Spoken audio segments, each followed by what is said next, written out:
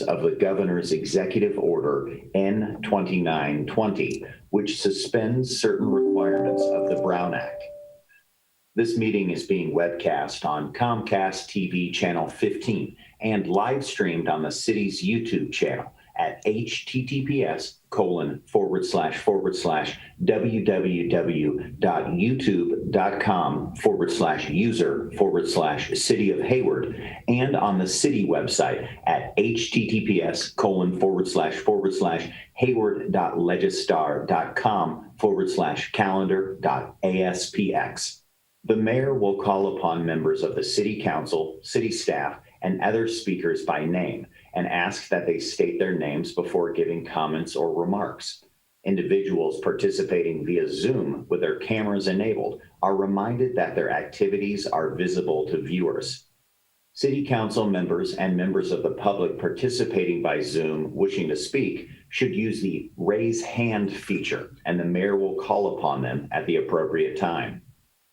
Members participating via teleconference wishing to speak should dial *9, and they will be called upon by the last 4 digits of their phone number. It is requested that public speakers state their names and organizations, but providing such information is voluntary. Written public comments received by email at list-mayor-council@hayward-ca.gov, city clerk@hayward-ca.gov, or via e-comment by 3 p.m. will be distributed to the city council and staff, published on the city's meeting and agenda center under documents received after published agenda, and entered into the record. Documents received after 3 p.m. through the adjournment of the meeting will be included as part of the meeting record and published the following day. A roll call vote will be taken for all action items. In order to get the full Zoom experience, please make sure your application is up to date. Public members wishing to speak with the City Council can send an email to list-mayor-council@hayward-ca.gov or cityclerk@hayward-ca.gov.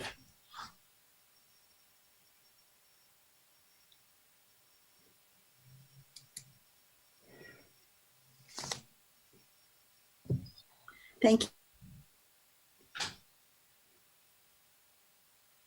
you. And with that, the Hayward City Council to order, and ask that our city clerk, Ms. Lenz, please call the roll. I'm sorry, wait, before we do that, yes, just get my agenda out. Okay, I'm going to ask that Councilmember Marquez lead us in the Pledge of Allegiance. Thank you. Please rise if you're able to. I pledge allegiance to the flag of the United States of America and to the republic for which it stands, one nation, under God, indivisible, with liberty and justice for all. Thank you. Thank you. And with that, Madam City Clerk, will you please call the roll? Yes, Madam Mayor. Good evening. This is also for the Hayward Redevelopment Successor Agency and the Hayward Housing Authority. Member Andrews? Member Lyman? Present. Member Marquez? Present. Member Salinas? Present. Member Wahab? Here. Member Cermeño? I'm here. Mayor and Chair Halliday. Here. Thank you. I will give the closed session announcement this evening. The City Council did meet in closed session earlier this evening at 5 o'clock to consider 3 items that were on the agenda: public employment, performance evaluation of the city manager, a conference with labor negotiators, and conference with property negotiators. And we took no reportable action on any of those items. And if either our city attorney or city manager have anything to add to that, but I know that I think Joe Brick, assistant city attorney, was doing the. I just realized that. Mr. Brick, was that sufficient? Yes, just our city. Go ahead. Yes, no reportable action was taken on any item. Okay, great. Thank you. Thank you. I didn't realize that you were there. You're here tonight representing Mr. Lawson, correct? Yes. Okay, thank you. And so with that, that brings me to a presentation and this evening we are going to be proclaiming June as Elder Abuse Awareness Month and specifically June 15th as Elder Abuse Awareness Day. And so I will go ahead and read this. Whereas although the elder population is the largest growing segment in the country, elder abuse is one of the most underreported crimes in the United States. And whereas victims of elder abuse include both men and women of diverse educational, socioeconomic, or ethnic backgrounds who have been victimized by strangers and or by persons they know or who may occupy a position of trust. Whereas over a year after the 2020 coronavirus pandemic became a concern in the United States, it continues to impact everyone, especially elders, by making fragile living situations more stressful, thereby putting elders more at risk for their physical safety and well-being, making reporting suspected elder abuse and neglect more difficult, as well as giving those who commit scams an opportunity to morph existing scams, as well as create new scams to prey upon the concerns and fears of vulnerable members of society in order to obtain their money and property. And whereas Alameda County, through the District Attorney's Office, the Social Services Agency, and Ombudsman Services of Alameda, Contra Costa, and Solano counties, provides a network of services to elders who are in danger of becoming or who have become victims of abuse, and responds to reports from all sectors about elders who may be physically or financially abused, neglected, or exploited. And whereas the City of Hayward Police Department and other city staff partner with Alameda County and nonprofit agencies throughout the community to hold community workshops to promote crime prevention awareness, assist with locating services for elders, and gather data and evidence to support the prosecution of cases involving elder abuse and neglect. And whereas the Hayward Senior Center provides a comprehensive array of services as well as social and recreational programs to meet the needs of the elder population, thereby enhancing their quality of life and helping them to remain active, healthy, safer, and independent. And whereas the City of Hayward recognizes that both the awareness of elder abuse, neglect, and financial exploitation, as well as the reporting instances of suspected elder abuse, particularly in this stressful time of ongoing global pandemic, will help keep our elders and community safer. So therefore, I, Barbara Halliday, Mayor of the City of Hayward, and on behalf of the Hayward City Council, do hereby proclaim June 2021 as Elder Abuse Awareness Month and June 15th, 2021 in particular as Elder Abuse Awareness Day in the City of Hayward in recognition of our valued elders who have the right to live safely and securely in our community and to know that they have services and support when they need them. And I just want to add that, I have some personal experience with this subject. And the date June 15th, 2021 really stood out for me because were they still alive, it would have been my parents' 75th wedding anniversary.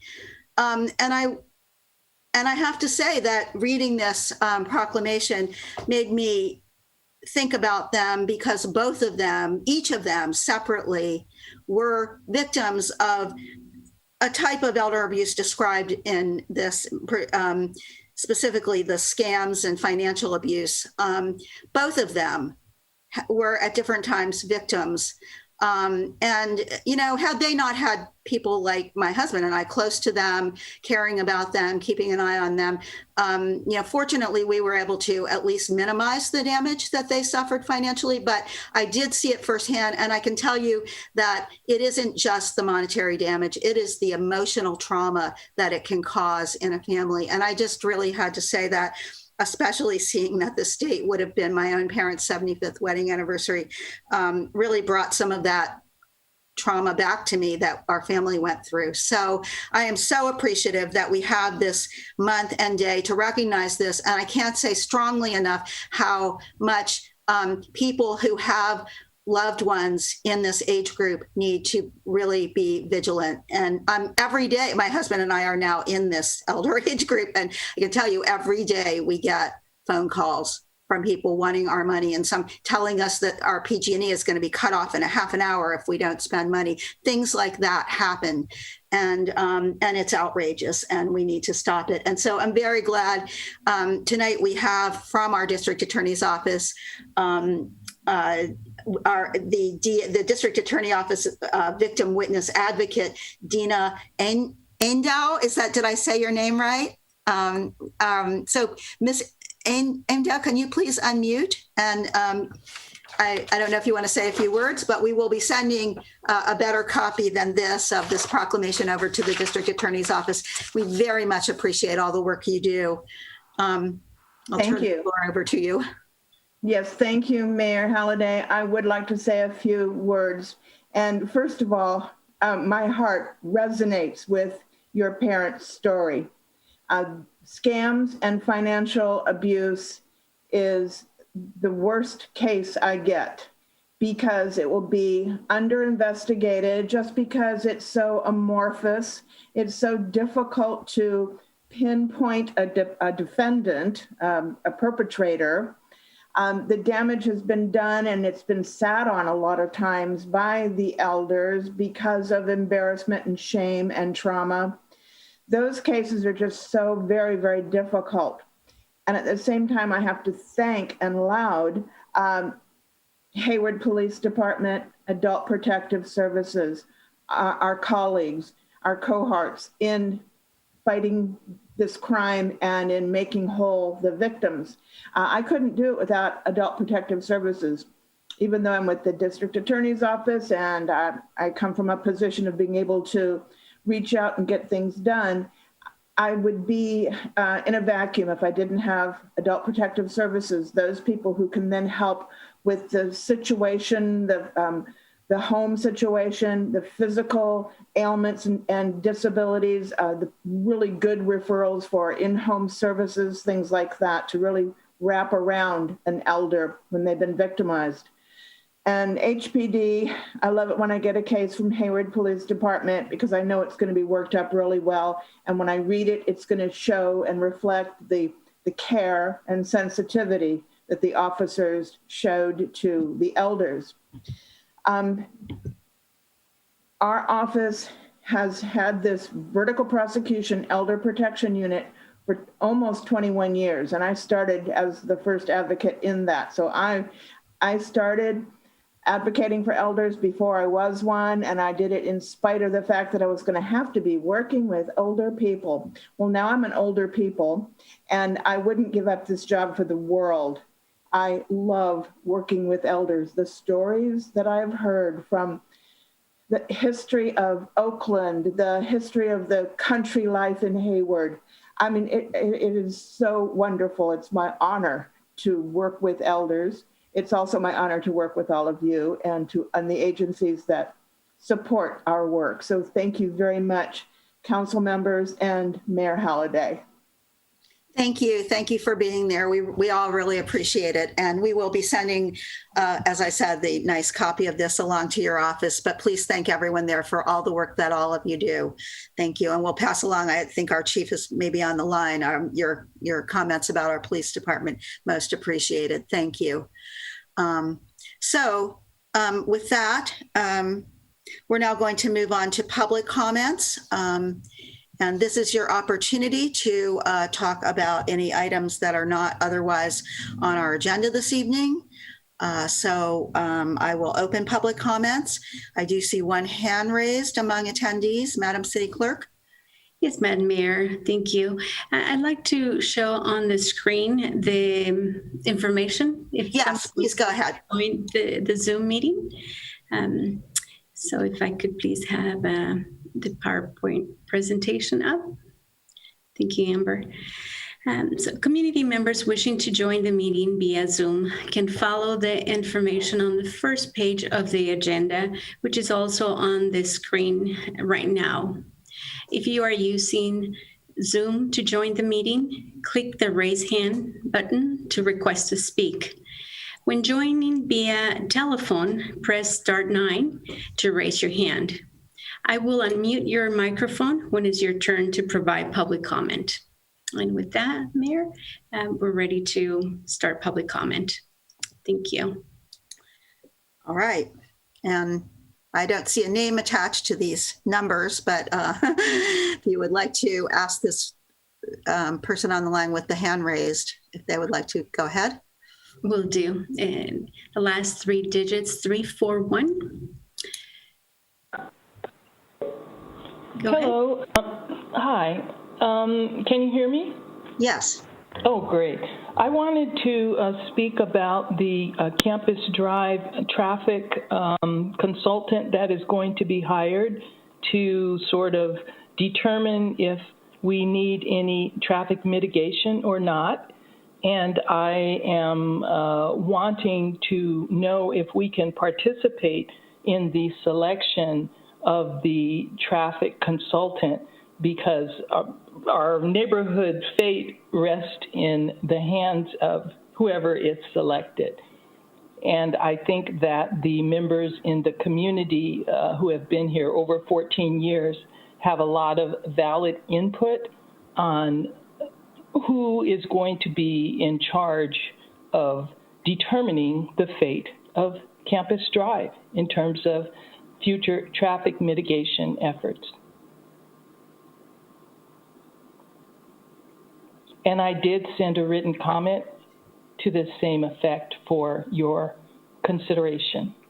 Yes, thank you. Thank you. And while, we don't generally respond to questions raised during public comments, I'm sure that our city manager will be getting back to you about that email. Great. We'll be talking further with you about it. So thank you. Thank you, and thank you for the elder abuse awareness. And I'm in sympathy with your parents. My grandmother was beat severely in a very expensive rest home. So I'm also sensitive to that. Thank you. And I'm sorry about that. All right. Goodbye. Goodbye. All right. I don't see any other hands raised. Madam City Clerk, do we have anyone else that you're aware of who wishes to make a public comment? No, Madam Mayor, I'm not aware of anyone wishing to speak at this moment. Well, We just got one. Tom Ferreira.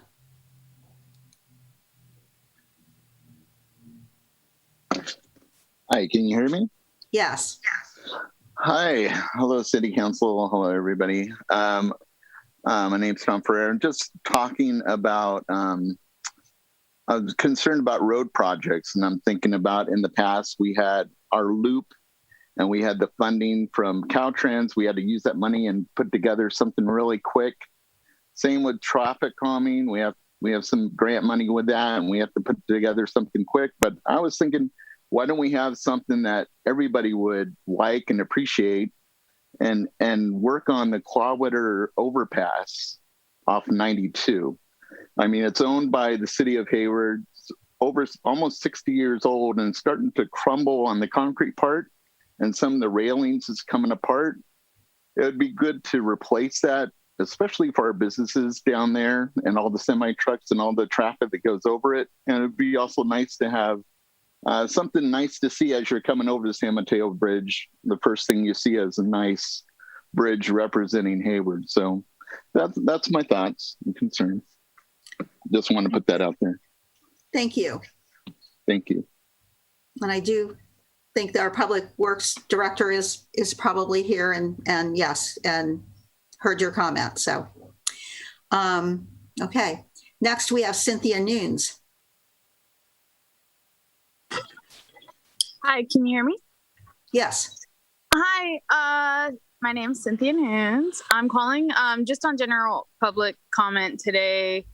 I just wanted to let everyone know, like, one, I wanted to shout out to Sarah Lamnin, Elisa Marquez, and Angela Andrews for taking time to meet with me last week and go over Decarcerate Alameda County's Care First Jail Last resolution that was presented to the County Board of Supervisors last week and was successful and passed last week, which is a really big win for Alameda County and for our communities to put more money into community resources, specifically for mental health needs for folks rather than jailing first. So just a little change of scenery for me. I'm just calling in to say thank you. I appreciate y'all for your assistance, for your help, and really hope to partner with some more of you in the future and continue to make some changes. So thank you. Thank you.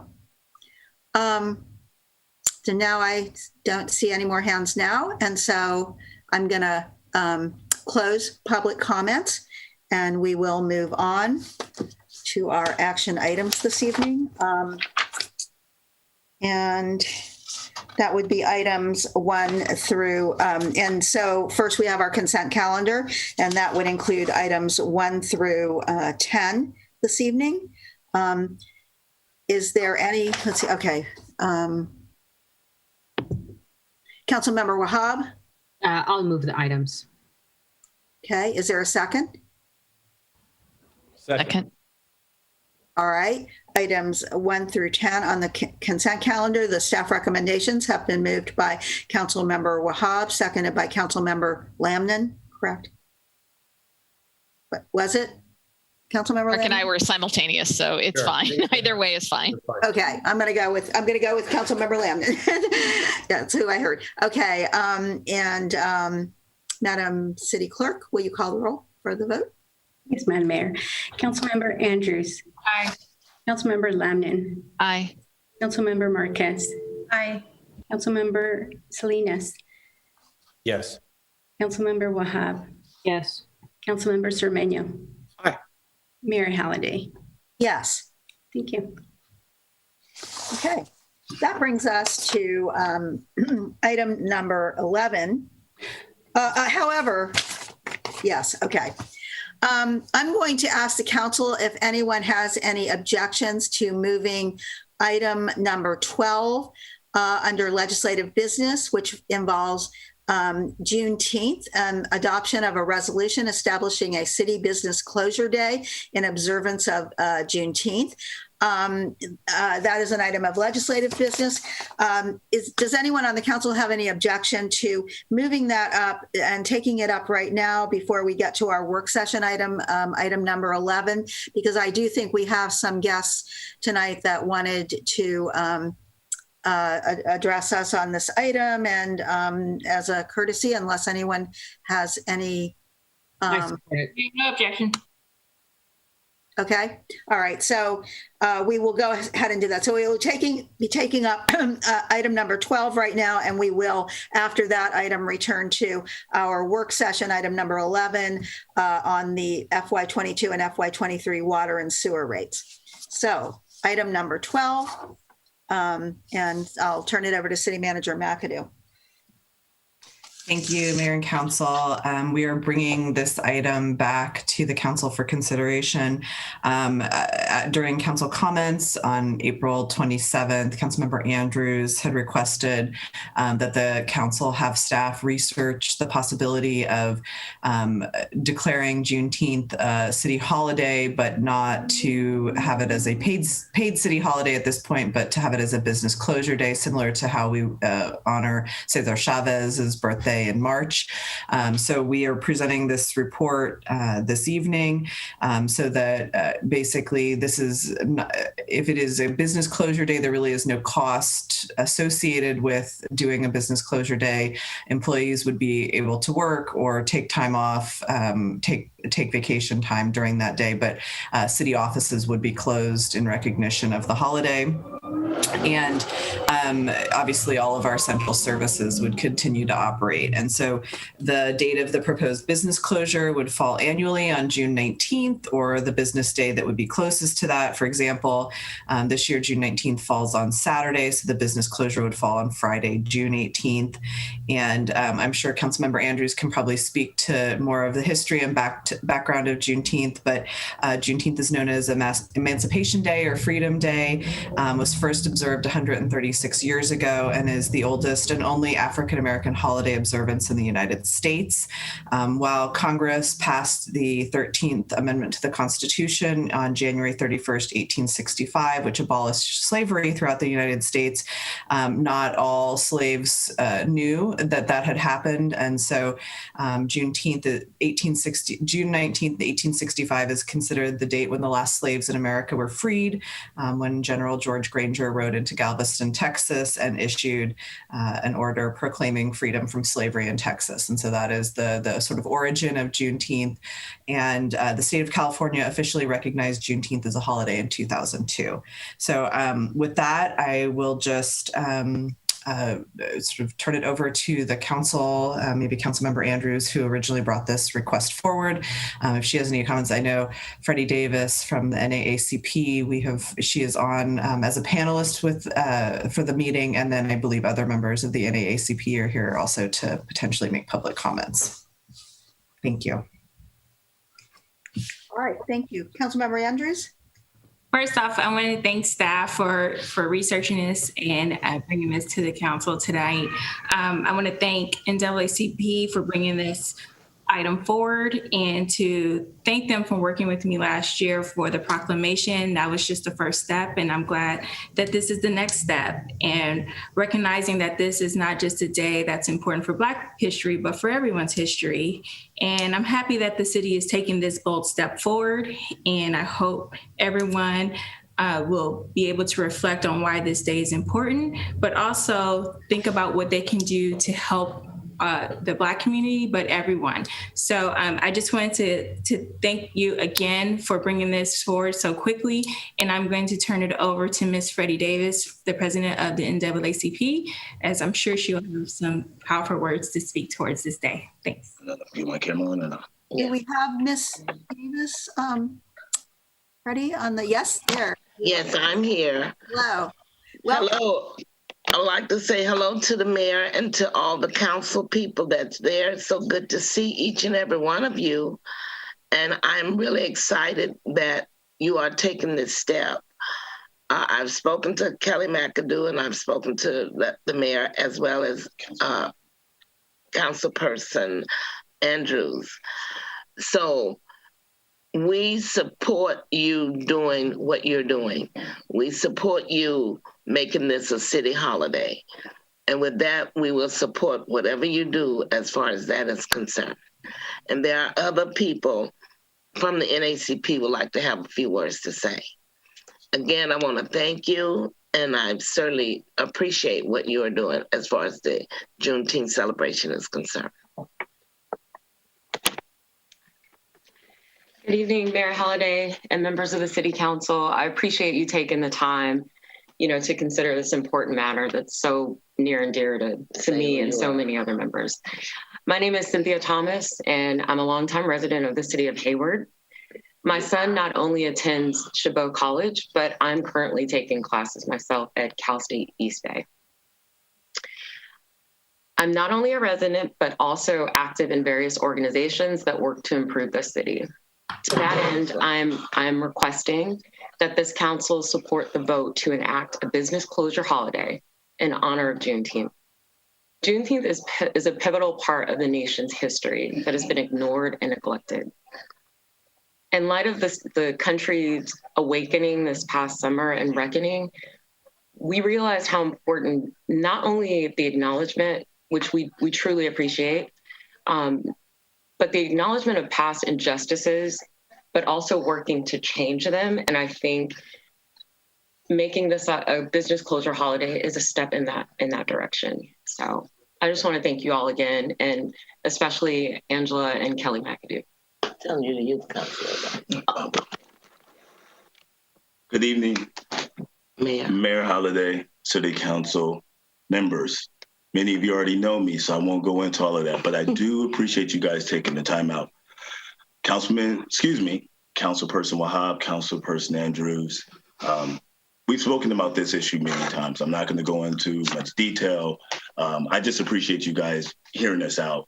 For me, Juneteenth represents something not necessarily different, but not a variation, but an extension of the inequality of wealth that was amassed during slavery for multiple generations of white families.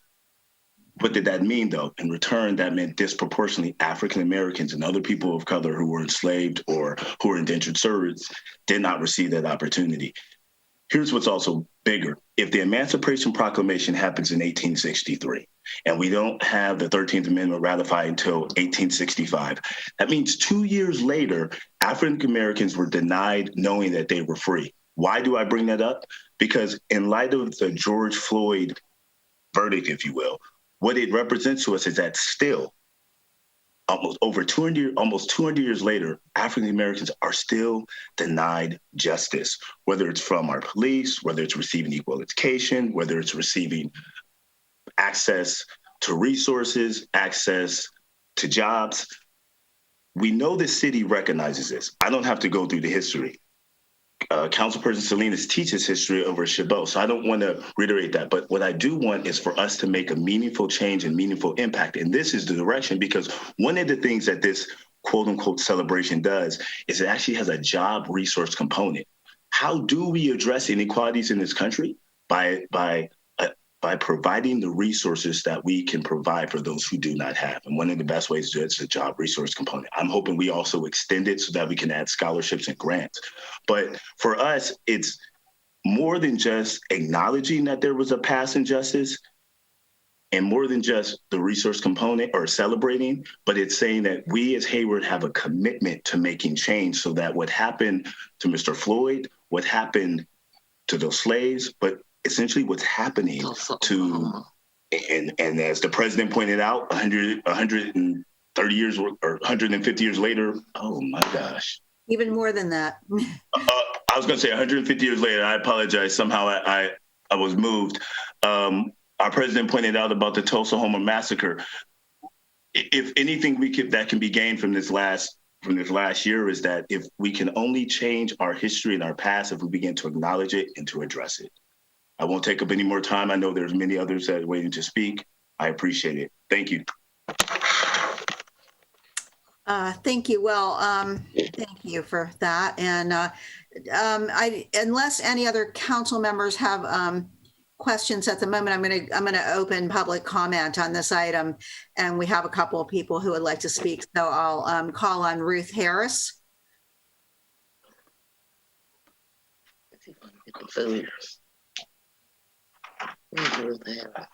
Thank you, Mayor Holliday. Can you hear me? Yes, we can.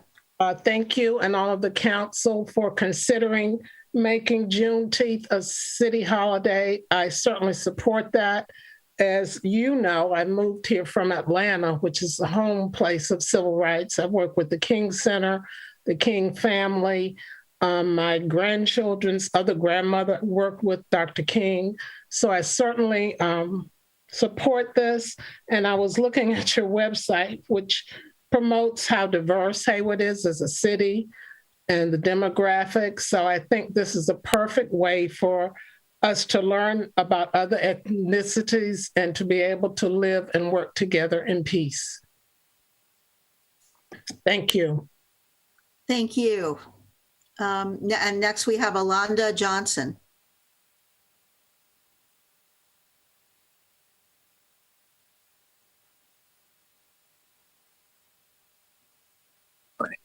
Thank you. Thank you, Mayor Holliday and all of the council people. Thank you for inviting us to your meeting this evening. I want to echo, my name is Alonda Johnson. I have been in the city of Hayward since 1986. I'm also an alum at Cal State East Bay. I love the city of Hayward and I really appreciate the conversation, even the consideration of recognizing Juneteenth. I echo what my fellow NAACP officers have mentioned about the importance of Juneteenth and our history. One thing I love about Hayward and why I've been here so long is the diversity. And I think it would go a long way to show how the city of Hayward embraces diversity. And like Todd said, we can't ignore our history. It's there. But this would go a long way in acknowledging the injustices that's happened to the African American community. There continues to be injustice in our community, but we need to acknowledge what happened in the past so that we won't make the same mistakes in the future. One big thing about Juneteenth is not only injustice, but communication. You know, that was withheld from the slaves, but there was no problem communicating to have them on the front lines of the Civil War. So I just think I really appreciate Hayward for the consideration. I hope that you would all have unanimous vote for acknowledging this. As Kelly McAdoo mentioned, there's no loss to Hayward. There's only a gain for the community.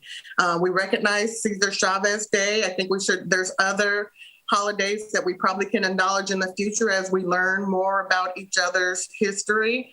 But I think it's a very important vote for our community tonight, and it would go a long way. And it would be trailblazing for the city of Hayward to acknowledge this as a holiday. Thank you very much. Thank you. Seeing no further public comments on this, I'm going to close public comments and I'll go to Councilmember Andrews. Would you care to start us off here and perhaps make a motion? I enthusiastically move the item. A second. Oh gosh, I'm going to have to say, I know, I think I heard Council Members Marquez and Wahab. Is that correct? Yes. Okay, so let's make them co-seconders.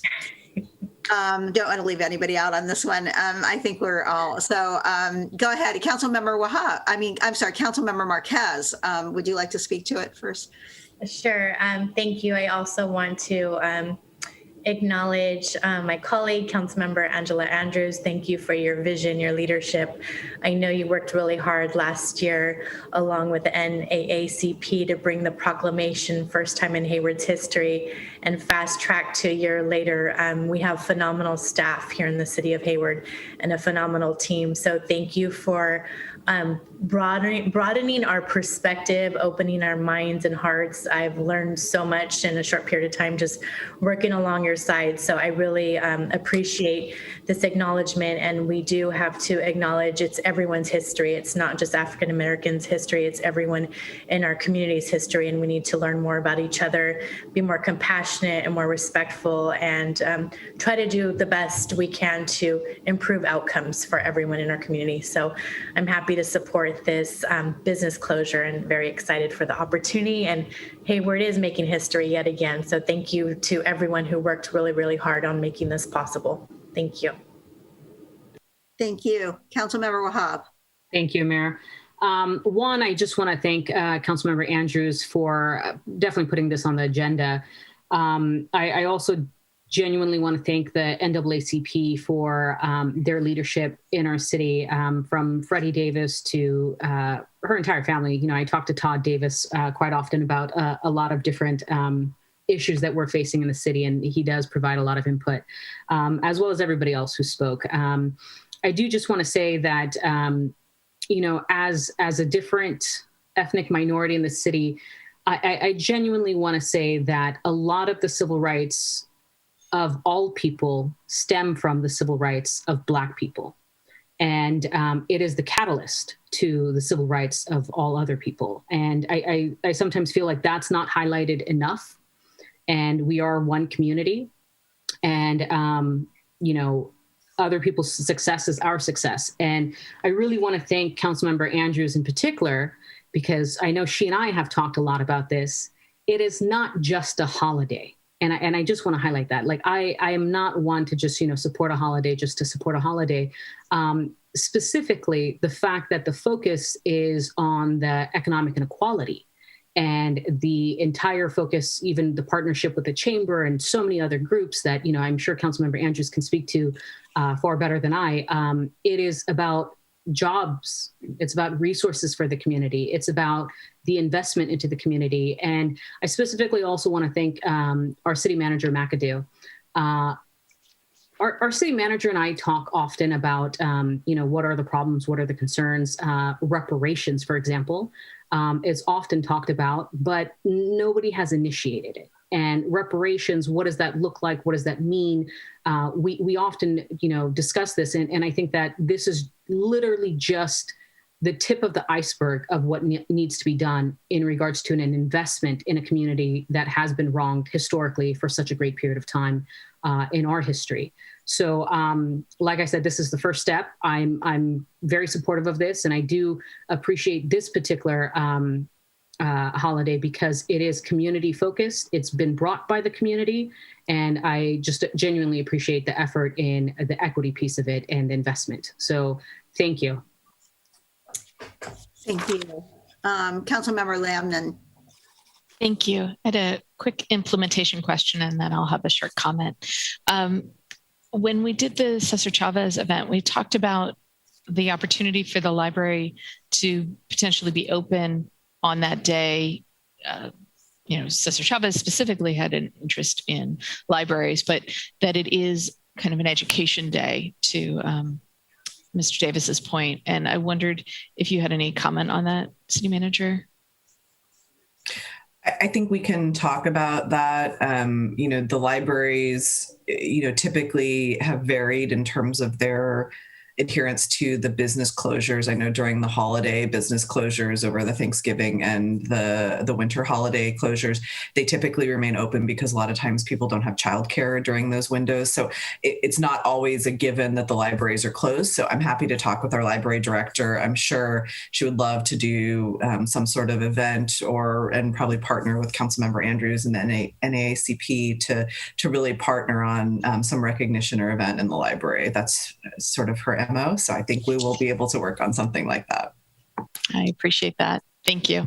And I just wanted to add my appreciation to Ms. Davis for your longtime leadership in the city and to the NAACP, as well as all of the speakers tonight. And of course, to my esteemed colleague, Councilmember Andrews, for bringing this forward. Thank you. As a Texan and a Hayward person, I am proud and honored to support the motion. That's right. Thank you. Councilmember Zermano. I thought that colleague Sarah Lamna was from California, but now she's from Texas. Okay, all right. Well, I do thank colleague Andrews for bringing this up, and I thank Ms. Davis and her friends for also supporting this. And I see this as further recognition of how we value the diversity of our community. So this is something that's very, very keen to me, very important as one who actually promoted the Cesar Chavez day off, day on, day off. No, it's not a day off, it's a day on. So anyway, so thank you very much. And I'm hoping that all my colleagues vote yes on this. Thank you, Mayor. Thank you. Councilmember Salinas.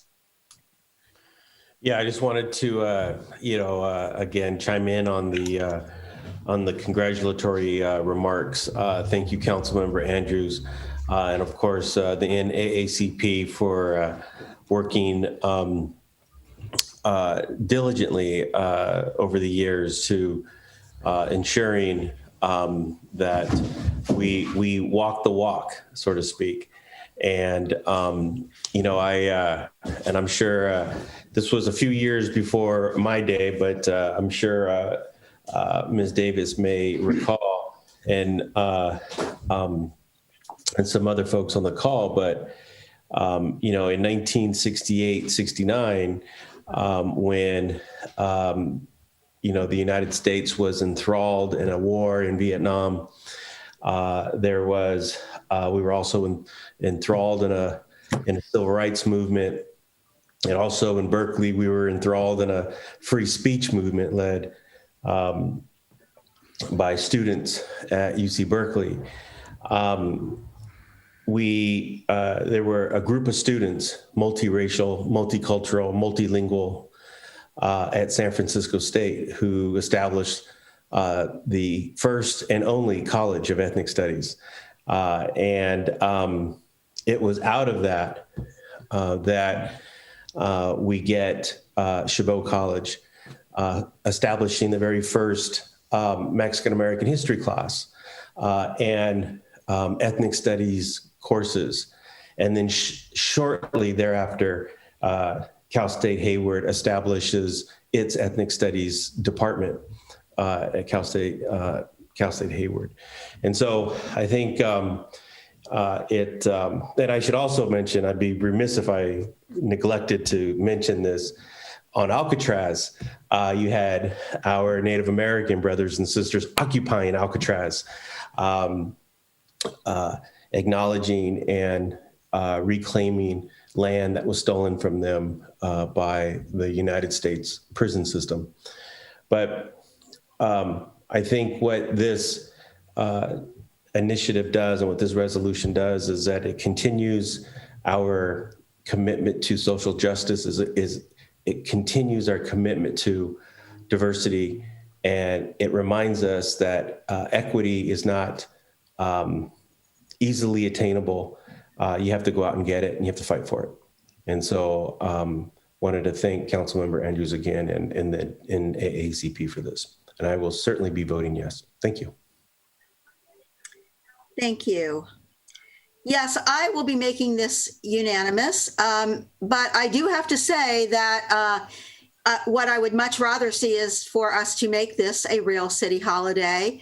And I do have to take this opportunity to say the reason we can't do that is we have many bargaining groups in the city, and, you know, justifiably they, we discuss these things, and we can't just do it as an edict. We must get agreement with our bargaining groups, probably not to declare a holiday, but we already have more holidays than any other city around. And so it had been my hope that we could trade off a couple of existing holidays.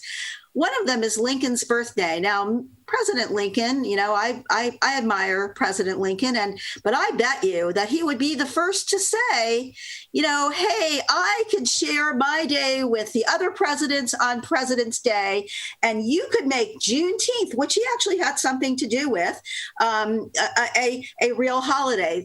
I bet he would say that to us if he were here today. And I really want to see that happen. But it's not possible right now with all of the bargaining that we would have to do. And so I'm going to support this. I do think that what is really important about what we're doing is we're recognizing it, and we're bringing public attention to this bit of history, much like the bit of history we've been hearing a lot about this week regarding what happened in Tulsa 100 years ago. Which I did not learn in school when I was growing up.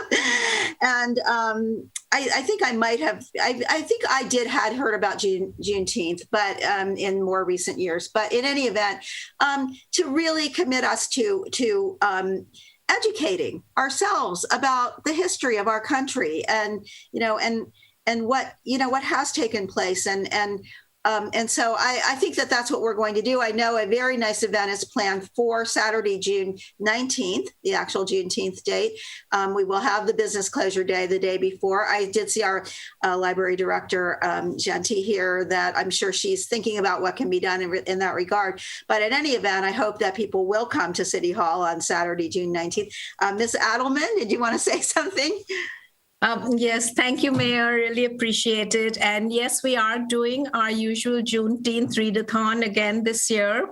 We're also going to be at the Job and Resource Fair, and we're also actually honoring its African American Musicians Recognition Month. So we are actually doing a lot of recognizing all of our African American musicians and showcasing their biographies in the library right now. So that's definitely happening this month.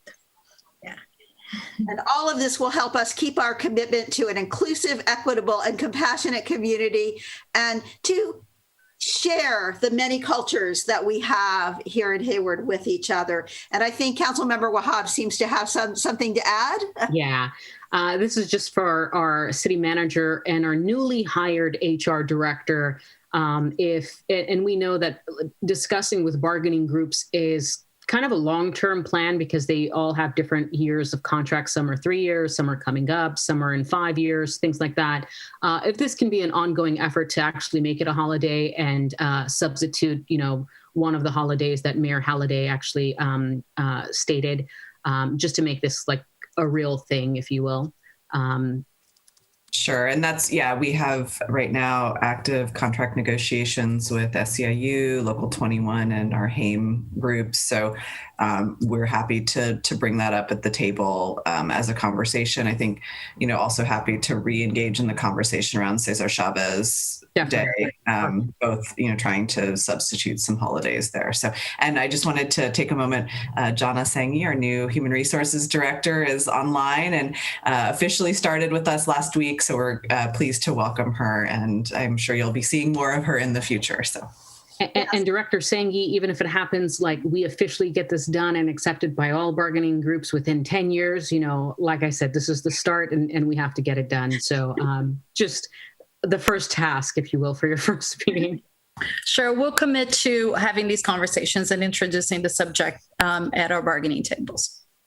Thank you. That's a good idea. And yes, I would add Admissions Day as the other holiday I could see us looking at. But with that, I want to again thank Council Member Andrews and thank Ms. Freddie Davis, who just does such a great job of heading our local chapter of the NAACP and bringing us a lot of the history that she herself has lived in her, not that long life yet, but she has seen much history, and it's fascinating to hear her stories about that. So with that, on the motion by Council Member Andrews, seconded by Council Members Wahab and Marquez, Madam City Clerk, will you call the roll?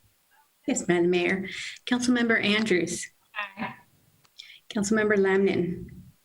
Aye. Council Member Marquez. Aye. Council Member Salinas. Aye. Councilmember Wahab. Yes. Councilmember Cermeño. Sí. Mayor Halliday. Yes. Thank you. And the motion does pass unanimously with 7 aye votes. Thank you all. And that concludes this item, but do come out on Juneteenth, June 19th, Saturday, for a good time at on our City Hall Plaza. And so with that, we're now going to move back to item 11. 11, yes, 11. Public Works Director Mary, I guess you're going to start us off on this one, so please take it away. This is regarding the fiscal year 22 and 23 water and sewer rates. Yes, thank you very much, Madam Mayor, council members, and good evening. This is a work session to review and discuss the FY 22 and 23 water, sewer, and recycled water rates. Next slide. So council last adopted updated water and sewer rates in 2019 for FY 2020 and FY 21. For FY 22, staff is recommending not to increase the overall revenue for Water Enterprise Fund for different reasons. However, in light of some recent developments related to the laws and regulations that affect the water rates, and to continue to keep the rates fair and equitable for all ratepayers, the city has asked Raftelis Financial Consultant, which is a firm specializing in utilities rates, to help refine the city's rates. Sanjay Gar, a principal of the firm, is here and is going to introduce the other members of Raftelis firm to make the water rates presentation. Sewer rates, the revenue program, and also the rate structure were developed in-house, and staff will make a presentation afterwards. Sanjay? Good evening. Thank you, Alex. Mayor, City Council, staff, and public, I'd like to do my presentation. I'm going to see if I can share my screen. Thank you.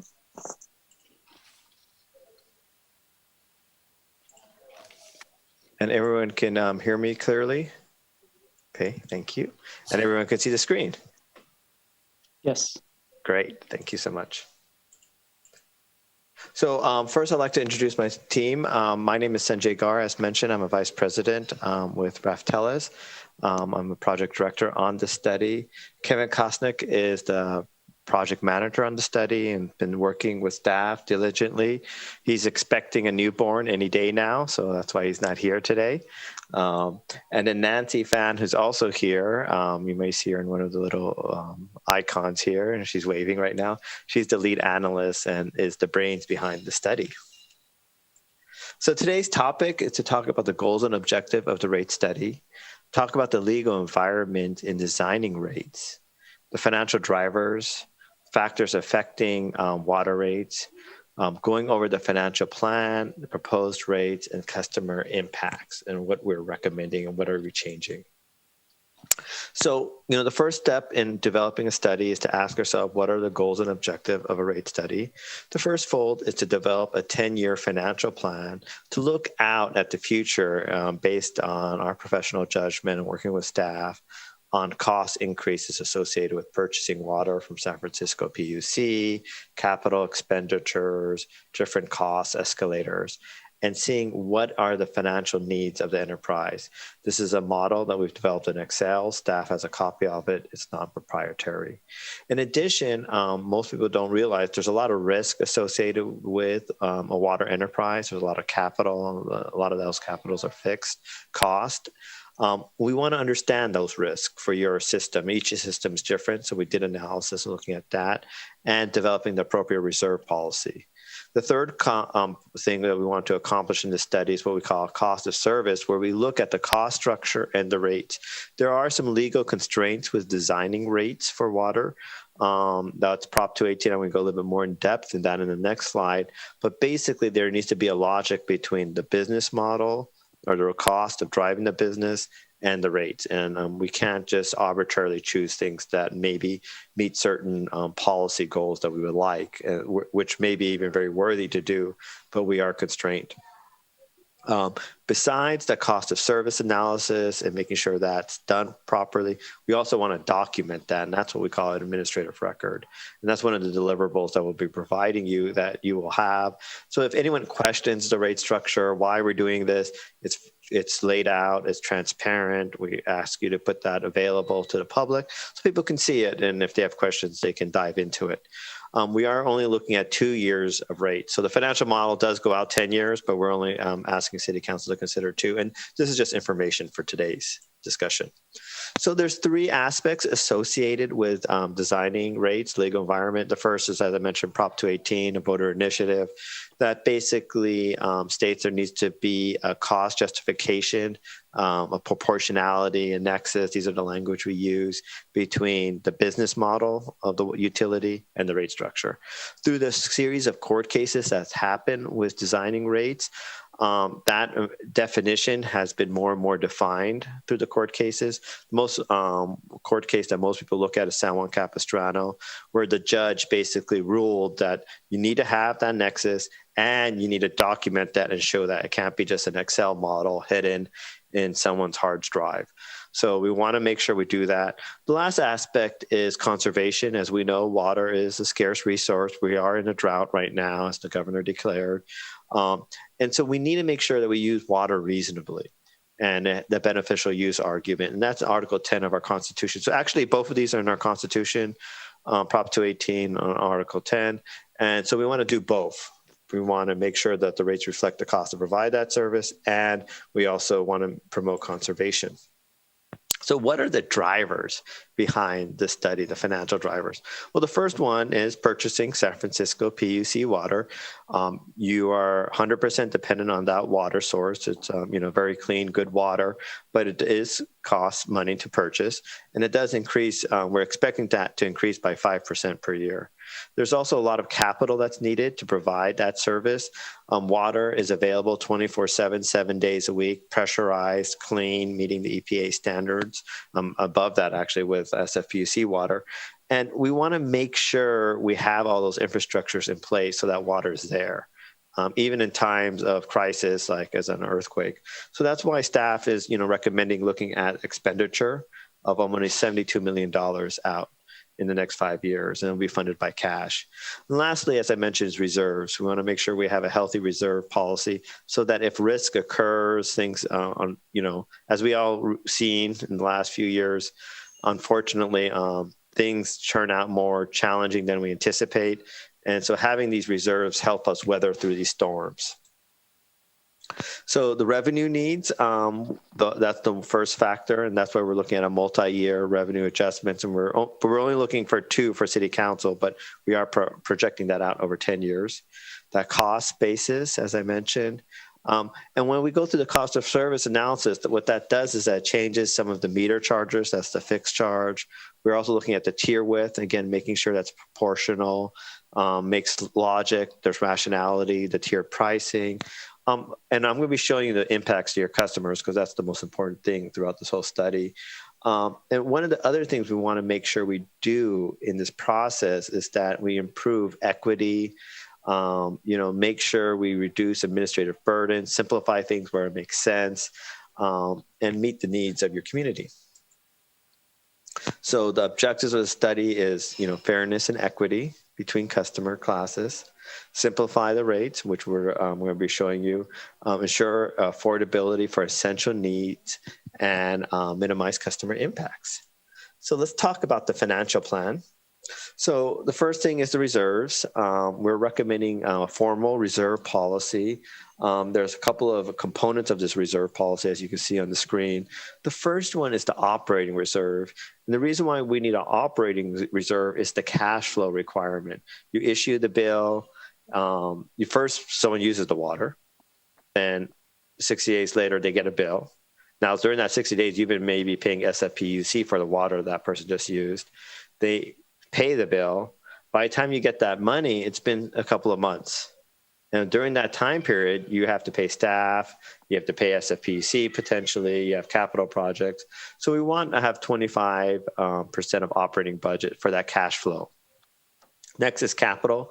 That's an average of 1 year expenditure of $14.3 million. Again, you need to have that money in the bank in order to award the contract. So when Alex and his team looked at different CIP, working with engineers, estimates, they need to have that money in order to award it. Also creates flexibility. There might be a situation where there's a project that you weren't planning to do, such as a pipeline, but the streets was going to get repaired anyways. So might as well fix that line right now instead of tearing up the street 2 or 3 times in 5 years. Rate stabilization is important. You're 100% dependent on SFPUC. If an unexpected increase from SFPUC occurs, we can weather that in the short term and not have a rate shock to our customers. So by having these reserves, we minimize risk to our customers, and we won't have to do these rate spikes instantly. We can smooth out the rate increases. And as you can see here, we're recommending basically 353 days of cash on hand. The next thing we want to do is, once we've developed the appropriate reserve policy, is look at the financial condition of the enterprise. And this is over 10 years. These bars right over here are the expenditure levels. And as you can see, purchased water right here is a significant amount of the expense here. Then you have operating, and then you have the capital project. And the capital projects move around each year, and that's normal for an enterprise fund. The next is right over here in this line. That shows the revenues. And as you can see, the revenues are below expenditures. And because of that, that means you're drawing down on your reserve balance. And that's what this shows right over here, where the reserve balances are going down. By 2027, we're negative. So we'll be borrowing money from the general fund. And we're not meeting the reserve targets in 2023. So as you can see, this is not financially sustainable. Some kind of increase needs to occur. As I said, most of these cost increases are with SFPUC. So what we're recommending, as Alex mentioned, in the first year, we're not recommending any increase, just a cost of service, realign the rates to meet the new court rulings associated with rate design. Then a 3% increase, followed by 2 7s, and then 5s. And by doing that, what we're doing is we're as you can first see, we're below the target. So these are minimum. This is, we're trying to minimize customer impact as much as we can. But eventually we get to that healthy spot with our reserve balance.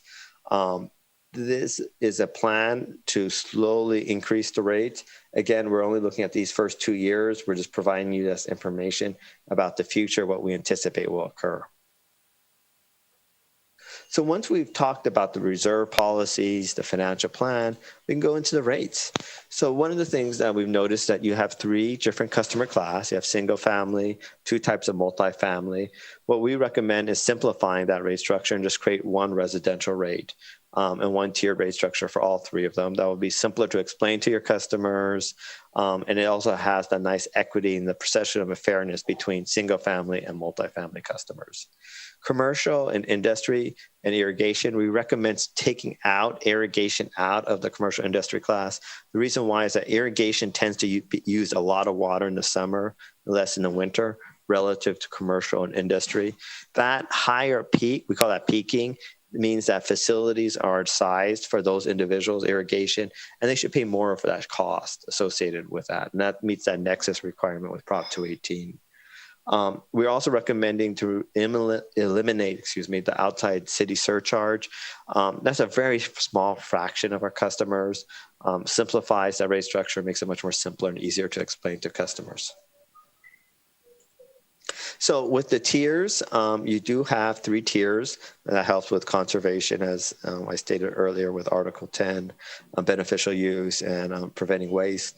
What we're recommending is these tiers right here, where tier 1 basically stays the same. That's for indoor use. And we've actually calculated, based on the bills in the wintertime, what the average winter use is. And so we have that nexus there. That's at 8. We can justify that, and we'll do that in our administrative record. 18 is the second tier. And again, that's the peak summer use. Again, we looked at historical data, able to calculate that, got that, then anything above 18. We did the same thing with commercial and irrigation, where we looked at the historical data to determine the tier width. So the next step of this process is now looking at the meter charge. This is the fixed charge that someone pays. Each customer may have a different meter size. Most residential customers either have a 5/8, 3/4 inch meter. Some may have a 1 inch if they're a larger establishment. These larger meters over here tend to be commercial and irrigation. And these are very large meters right over here. So what we've done is here's the current, here's the proposed rates right over here. And as you can see, the 5/8 and 3/4 are pretty much staying the same. There's slight changes there. And then you can see also a decrease in the 1 inch to the 6 inch meters here. Again, based on this cost of service and nexus that we've developed. These meter sizes are actually based on the hydrological capacity of the meter. So larger the meter, more instantaneous capacity you have. Another way to think about this is internet speed. I think we're all familiar with our internet speed at home. And that's the internet speed that you have. There's different packages for internet. Same thing, the meter size is your water speed for how much water you can use instantaneously. Next is the fire service. These are private fire lines. These are mainly in commercial establishments or hospitals. These are the fire sprinklers, and this is the ability to use the water when a fire occurs. So it's that capacity, that idle capacity that's there. Again, water is, you design the system for the peak use. And we've developed that over here, and we have a justification and logic around that rate structure, which is very important. Next, we're showing you the actual rate structure now. So here's the current tiers, current prices. Here's the proposed. Here's the proposed rates. So lots changed here. We've changed the meter size rates. We changed the tier width. We changed the price.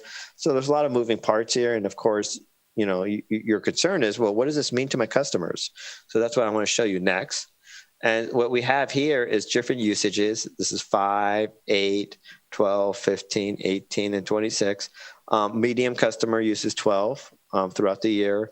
The 5 is like a 1 or 2 person household that only stays inside, uses indoor water use. 8 might be a family of 4, again, staying inside. And then 12 has a little bit of outdoor. And then these are people who use quite a bit more water for outdoor needs. We have the current, we have the proposed, we have the dollar change and the percent change. And as you can see, there's some mild changes here. The only significant changes occur with those who use quite a bit of water. 26 units is quite a bit of water. we're not saying people can't use water. We're just saying that they need to pay for that water. It also provides a nice signal for customers for that beneficial use and conservation. As we know, water is a scarce resource, especially in this drought that we're experiencing.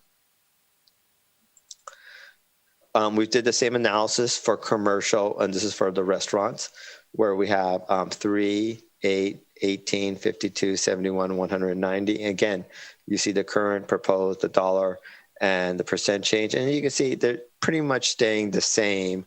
Again, we're doing this cost of service so that we comply with the new legal standards associated with rate making. So from a rate survey perspective, we also looked at that, and this is for a single family. Here's the current, and here's the proposed. Now, whenever doing a survey, one of the challenges is apple and oranges and looking at different agencies. You can have different sizes. You can have some agencies have different sources of revenues. One of the factors that's really important here is source of supply and where do these people get their water. None of these, besides Alameda, none of these really get much SFPUC water. Alameda only gets a part SFPUC. They have groundwater and state water. East Baymont doesn't. So this is not, even though they're your neighbors, they're not necessarily a good comparison. So what we've done is we looked at actually SFPUC agencies that are 100% on SFPUC.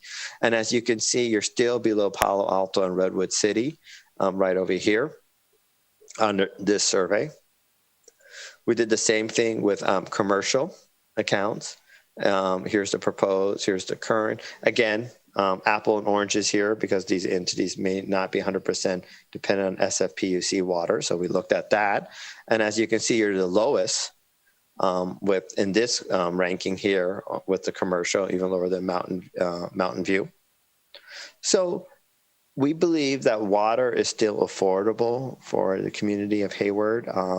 We did some analysis looking at how much it does to a laundry, shower, toilet, flushing, gallon of water. As you can see, we're talking about cents. A gallon of water, 1 cent, I think is a great deal, especially SFPUC water, high Sierra Mountain clean water. That's my presentation for now. I'm going to turn this over to Ile, and she's going to present. I'm going to stop sharing. Yes, thank you, Sanjay. Before I turn it over to Ellie Lowe, who is our senior management analyst and helped develop the sewer revenue program and the sewer rates, let me just highlight what we have here in Hayward, which is, I think, unique. At least I haven't seen a whole lot of it. In Hayward, because we have control over both water distribution and sewer service, and because of the council policy, we have 3 different tier rates for residential single-family sewer rates, meaning that when a residential single-family uses less water, they automatically get a sewer bill that is less. They don't have to do anything. If they use, let's say, at the economy rate, they pay half as much, less than half as much of the standard rate. Lifeline is less than a quarter of what a standard single family pays. This is, I think, unique to Hayward, and it is something that I think other agencies are striving to have, but it is complicated for them because they don't have ready access to water information, water records.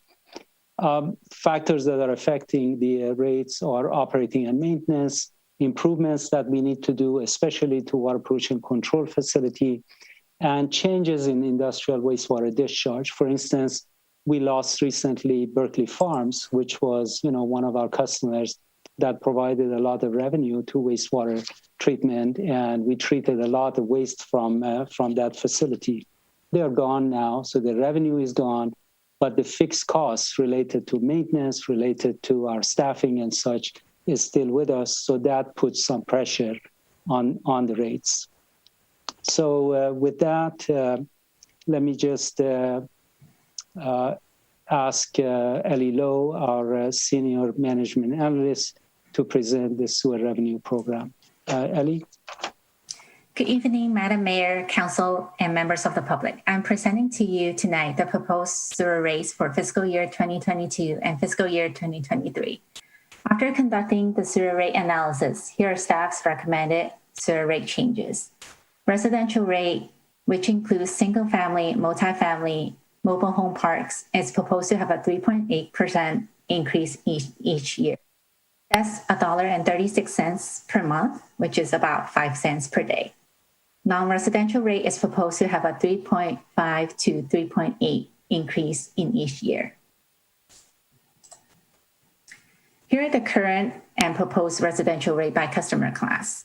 Single family, multifamily, mobile home parks, economy, and lifeline. Staff proposed to keep the range of increases modest. As you can see here, the proposed single family increase is at $1.36 per month and less for other users.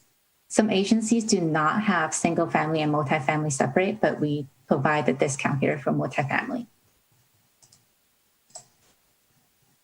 Non-residential rates have three components. Volume is proposed to increase by 3.8%, which is about 12 cents per CCF.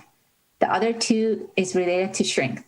One is proposed to increase by 3.3%, and the other is proposed to increase by 3.6%.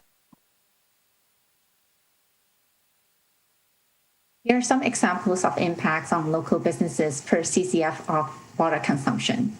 This percentage increase range from 3.5% to 3.8% per CCF of water consumption for most local businesses. As we know, restaurant sector was significantly impacted by the pandemic. Given that dining out is discretionary for many people, it might take some time to return back to full normal operations for restaurants. Therefore, staff recommend to defer the FY22 increase for restaurants by a year from October 1st, 2021, and to implement the full 2-year adjustment on October 1st, 2022.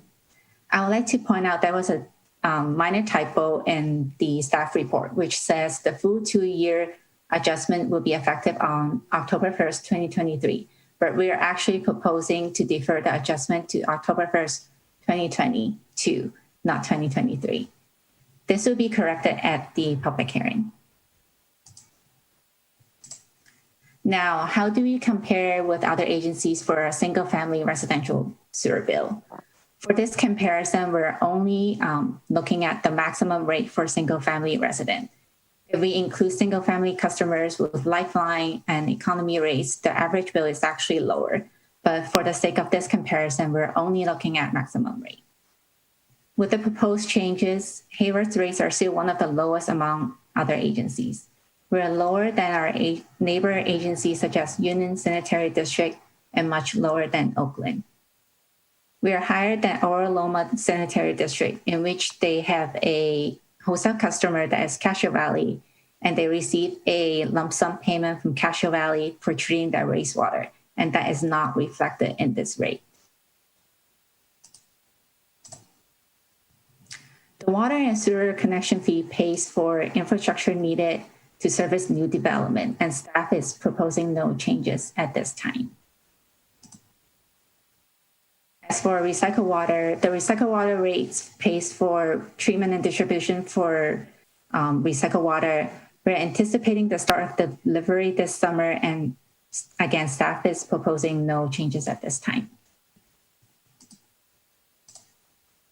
Here's the schedule of our rate adoption process. We would like to receive comments from council today. Public noticing will be mailed out by this Friday, June 4th, which is 45 days before the public hearing. We will be sending out notices to all residents and property owners in Hayward, which is a total of 62,000. By law, we are only required to notify property owners, which is less than 36,000. However, to be completely transparent and open, we're also notifying all residents and tenants regarding the proposed changes, whether or not they pay water or sewer bills, or if they are property owners. We will return to council on July 20th for public hearing and adoption of rates. If approved by council, the rates will be effective October 1st, 2021 and October 1st, 2022. This concludes the presentation. We would like to receive council's comments and feedback. We're happy to answer any questions. Thank you. Thank you. I'm sorry.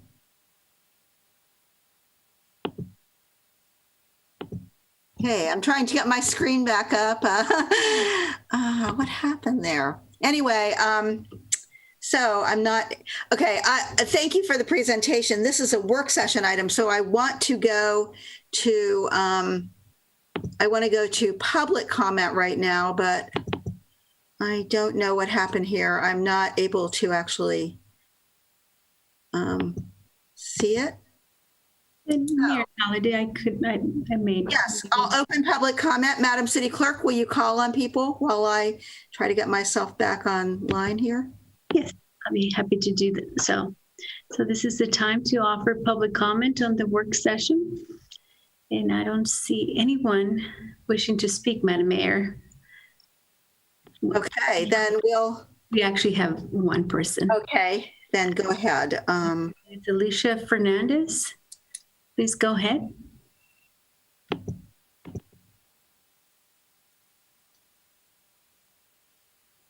Hello, can you hear me? Yes. Yes, please go ahead. Thank you for allowing me to speak. I live in the downtown area. I'm on First Street, and I've lived in Hayward all my life.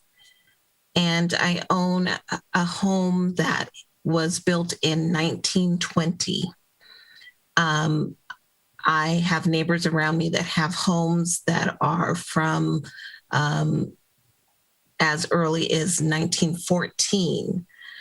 And I noticed there was a proposal for a large change happening in my area. And in 2019, there was a report that suggested changing the housing and making it large units, large building units that had retail underneath it. And this is, of course, concerning to me because this is where my family is. I've always lived in this area. Our neighbors, as well as myself, are very proud of our little area and the fact that it's an old historic area.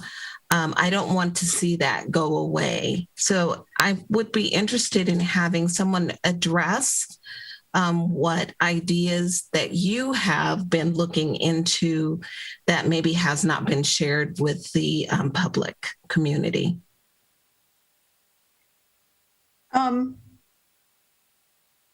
sorry, I'm not quite sure how that connects exactly to this item, but Madam City Manager, there was apparently a post that was circulating on Nextdoor. I received a copy of it, basically indicating that the city was proposing to take everyone's single family homes and convert them into multifamily units. That is not the case. And so I'm not sure how that got misconstrued into that there was actually a proposal on tonight's agenda to do that. As part of the downtown specific plan that the council adopted in 2019, the council allowed for private entities to increase the density, but that would actually require a private transaction. It has nothing, the city would not be involved in those transactions, and only in certain areas. And so, I'm happy to have planning staff follow up with Ms. Fernandez and to clarify that, but there is no current proposal on the table to take any single family homes or to do any changes. And the city would not initiate anything like that. That would only be if there's private sector transactions to allow for more density. And it was mostly in the core of downtown and less so sort of in the upper B Street area. So I'm not sure where the confusion came for on there. All right. Well, thank you. Thank you. Comments. Yeah. And I don't see any other hands raised among the public wanting to comment. So we'll go back to council and I'll go to Council Member Andrews. I'll close public comment and this is a work session item. So go ahead, Council Member Andrews. Thank you, Mayor. I had a question regarding the water rates from the increase from 3% to 7% and wanted to know if there was a review to smooth out that jump, if we could be more transitional in percentages. So, Councilmember Andrews, the reason that you see a large increase for certain customers because they are using a whole lot of water. The customers that are using a small or a moderate amount of water, they are not seeing that kind of increase. Some of them actually are going to see a decrease in their rates. But for consumptions that are 2,600 cubic feet or more during the day, the cost goes up. So, or during the billing period, the cost goes up.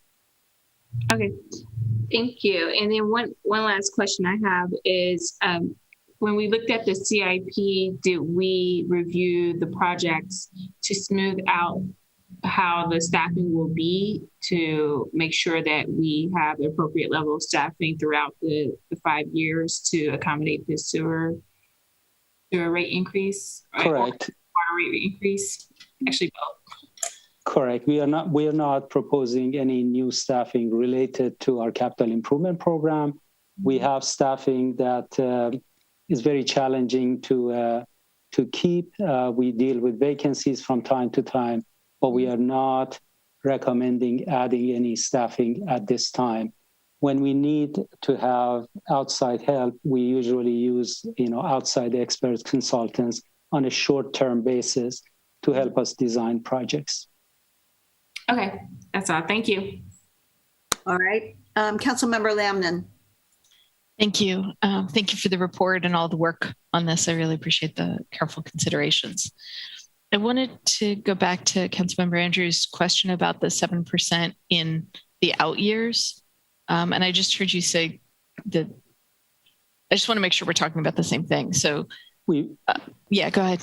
No, you're adopting the rates for the next 2 years. Correct. So it's a 0% revenue increase followed by a 3% revenue increase. In order to keep our reserves at the level that the consultant is recommending, we are looking at different levels of increase, theoretically up to 7%. But that is all dependent on what San Francisco is going to do related to their wholesale rates. And of course, what council is going to decide related to what is appropriate. If you decide that a 7% increase is not appropriate, we can have a smaller reserves for 1 or 2 years before we catch up. That is what, the money is the reserve that is smoothing the rate, allocation for. So those are only theoretical. We are going to come before you 2 years from now, discuss our financial situations, and ask for direction as to what to do. No, I appreciate that. I didn't quite put together the revenue estimate rates is different than the proposed rates. And so I apologize that I didn't get that before, but I appreciate that your explanation that crystallized that for me. Thank you. And so one more question and then a comment. The question is, so we have actually 2 questions, sorry. One is there's a comment about assuming no growth in consumer demand, and yet we know we have a lot of housing in the pipeline. So wondered about that. And then also the decrease in water affecting the sewer system and the loss of customers there. We're asking people to conserve more and more. And so what do we need to be thinking about? Because you're right that our infrastructure doesn't change, but the demand or the service, the service demands are changing. So I'm going to take part 2 and then ask Sanjay to respond to part 1 of your question. Great. When I was saying that the loss of customers, like for instance, Berkeley Farms, they have a certain amount of revenue that they used to give to the city for the service that we provide to them. That revenue is gone now, but our fixed costs related to maintenance of our system, for instance, or our employees' costs remain with us. And that puts pressure on the rates. And that's why we are recommending a 3.5% increase this year. When it comes to water conservation, when household water usage goes down, there is not going to be an increase on their sewer rate related to that conservation. What happens is that the sewer rate remains the same. We are treating a smaller amount of flow that has higher strength. So that all comes out in the wash. There is not going to be a financial impact on the city by water conservation, but there is going to be a financial impact when a large business that has a big revenue to the city leaves town. Sanjay, you want to take the first part? Sure. So, one of the things that we do is we look at demand and project that out and ask ourselves, what do we think the future will be with water use? And as we all know, one of the challenges is droughts and what's going to happen with droughts. In 2015, as we may recall, we had a significant drought. We're in a drought right now. So when we develop our models, we want to be conservative and sort of look at the future. So what we're assuming is actually no growth to be conservative. In the sense that if growth does occur, that means you have additional revenue coming in. Of course, you'll be buying more SFPUC water, but you will also be generating more revenue. And that what that translates in is lower potential rate increase in the future. So what we're doing here is being conservative and thinking that, demand will stay flat. It is challenging to project that out in the future. Sure. No, I appreciate the understanding the rationale there. Thank you. So again, I'm okay moving forward. The one suggestion I have is I appreciate that the adjustments for restaurants, the consideration there, given the hits to that industry in shelter in place. I think it's worth a conversation, and maybe you already did this with the chamber and with some of our merchants, because the deferral in 1 year is great, but a 7% in another year is also a big hit. And so I'd just like to hear back, when this comes back from public hearing, would it make sense to smooth it out for them? Is it really going to be that we need to only do half in that next year? What the right thing is. I'm not going to assume I know the answer. And as I said, you may have already had this conversation, but it's a question that comes to mind. Thank you. We appreciate the comment, and we are going to look into it. The main thing is that we cannot have one class of customers subsidize another, but we can work along the lines that what you explained, which is smooth it out and maybe collect this over more than 1 year, maybe 2 years or so. We will have that conversation. What you are consenting to is the maximum amount that is going to go into our Prop 218. When we come back to you, if we have worked out something different, then you can approve the rate at a lower level than what is included in Prop 218. Got it. Thank you. Okay. Thank you. Councilmember Marquez. Thank you, Mayor. Thank you for the presentation. It's a lot of information to process. I understand this is just a work session, but one thing that's come up in the past, and I don't see it outlined in the staff report, is are we looking at possibly switching over to monthly billing versus bi-monthly? Is there any consideration given to that? So switching to a monthly billing in the past was difficult because we had to have twice as many meter readers to go ahead and do all of that work.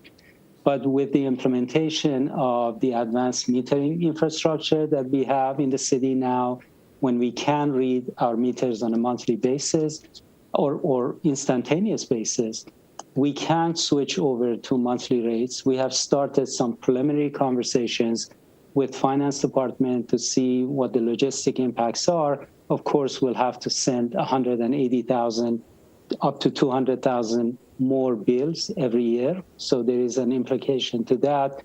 But the amount of relief that it brings to people that, for their budgeting, that they have monthly costs rather than every other, 1 month they don't have, the other month they have twice as much. It is much better for them. So we are having some conversations, and we will come to council when we have formulated something for guidance and direction.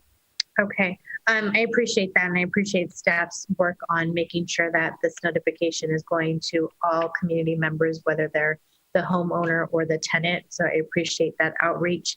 I think that's key. So I appreciate that extra step. I certainly do not want to put more on staff, but I am just worried about incurring additional costs to our community members. This is just one part of the equation. We know that we have discussions in the pipeline in regard to East Bay Clean Energy. So there's just a lot of stuff coming before the council as well as the community in terms of shift allocation and increased costs. So I want to be very mindful and sensitive to that. So as flexible as we can be to provide people options, that's going to be key. And in your slides, when you're referring to Lifeline and Economy, can you explain to us what that is? Is that a specific program that people have to apply for, or how does that work? That's actually a misnomer, Lifeline and Economy. Basically, any single-family home resident that uses less water, because there is only like one person living in a house, or they are very, very diligent about water conservation, when they use less amount of water, they get a bill automatically that is less, up to 75% less than the cost of regular cost for single-family home. Instead of $37 a month, it can be as low as $8 a month. That is the so-called Lifeline. For Economy, is about $16 a month. So it's less than half. Based off of use, it's not based on use. They don't need to apply. It is automatic. It's automatic. Okay. Correct. I had another question. So we're going to send the notice. This is going to be sent to everybody in their bill, or is it separate for the two? It's a separate direct mail. Okay. 62,000 pieces. Okay. And then we'll be reviewing in the infrastructure committee the upcoming CIP projects as it relates to sewer and water facilities. Absolutely. Yes, that's the plan. Okay. And I do appreciate the fact that this is a recommended reserve, but you said we'll be able to revisit those numbers. Absolutely. Yeah. Okay. I'm comfortable with staff's recommendation. It does give me a little bit of heartburn just because many of us are still coming out of COVID and, financial constraints, but I understand we have to do this in order to provide quality water to all of our community members. So thank you. Okay, thank you. Councilmember Salinas. Yeah, I agree with Councilmember Marquez. When I was out walking, this was, I guess, a few years ago, talking to constituents, and there were those that were paying attention to the water bill, and they, if I missed them at the door, they caught me at the garage, and they would, talk to me about their water bill. And it was interesting to see that even, the increment increase, people saw and they felt it, even when the deed was good, right? We were, when the rates were increased because of the pipeline infrastructure. But putting that aside, I wanted to just drill down a little bit more on Councilmember Marquez's comments about billing, and how feasible is it if we are that advanced in metering the water and getting readouts on the water? What are the plausibilities of doing monthly, but going fully online? I mean, I know there's digital gaps and digital divides out there, but what are the possibilities of going fully billing online? Have we thought about that? As I'm sure you know, there are certain customers that would like to receive a paper bill, and we should continue providing those bills to those that want to receive them. Regarding the monthly, as I said, we have started the conversation. We have the capability to do that.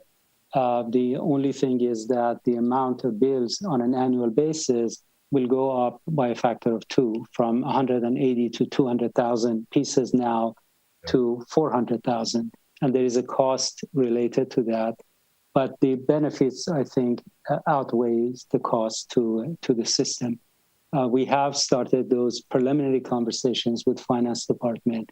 We'll continue to do that and bring our findings and recommendations to CIC and to Council. And I'm just thinking, right now, has there been any studies on this as to if people get a bill every other month, are they more likely to pay it versus if they got it every month? I am not aware of a study like that, but I want to share something with you.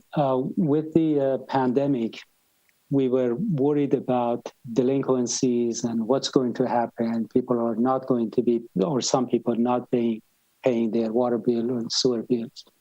I have to tell you that this year, the delinquencies have been so small that is about half as much as the year before that we didn't. It was a so-called normal year.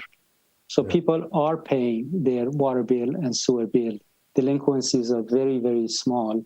And I don't have any information on the difference between monthly versus bi-monthly billing on delinquencies and not paying. Okay. Thank you. Thank you. Interesting. Councilmember Armenio. Thank you, Alex, and your team for a very good report. My concerns have been answered. You answered them well. So I was also worried about that 3 to 7%, hoping it would go from maybe 4 or 5 or something along those lines. But anyway, I'll let it go at that. Thanks again. Good job. Thank you. Thank you. Councilmember Wahab. Thank you, Mayor. Director Miri, I appreciate the report. I appreciate the presentation as well. If you can answer a couple of questions. Number one, if somebody is unable to pay their water bill due to hardships or any concerns like that, do you guys turn it off?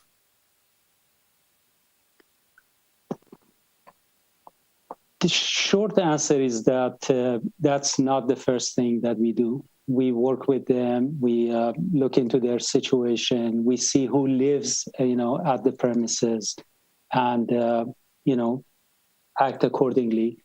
But with the implementation of the council direction, council action a few years ago, we have this mechanism that from a lot of our customers, multifamily, commercial, what have you, we can collect from their payment of their property tax down the road. So for those who have been delinquent, certain customers like multifamily that have been delinquent, rather than resorting to cutting off water, we basically put that amount of delinquency on their tax bill. When they pay their taxes, then the amount from the top is taken and paid to the city. Like I said, though, delinquencies are very, very small this year, surprisingly small.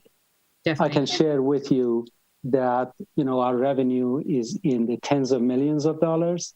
The delinquencies have been in the neighborhood of $27,000. A very, very small amount compared to the total. And I know you and I have talked about this in the past, and I want the public to also understand that, obviously water, we do believe is, as they say, water is life.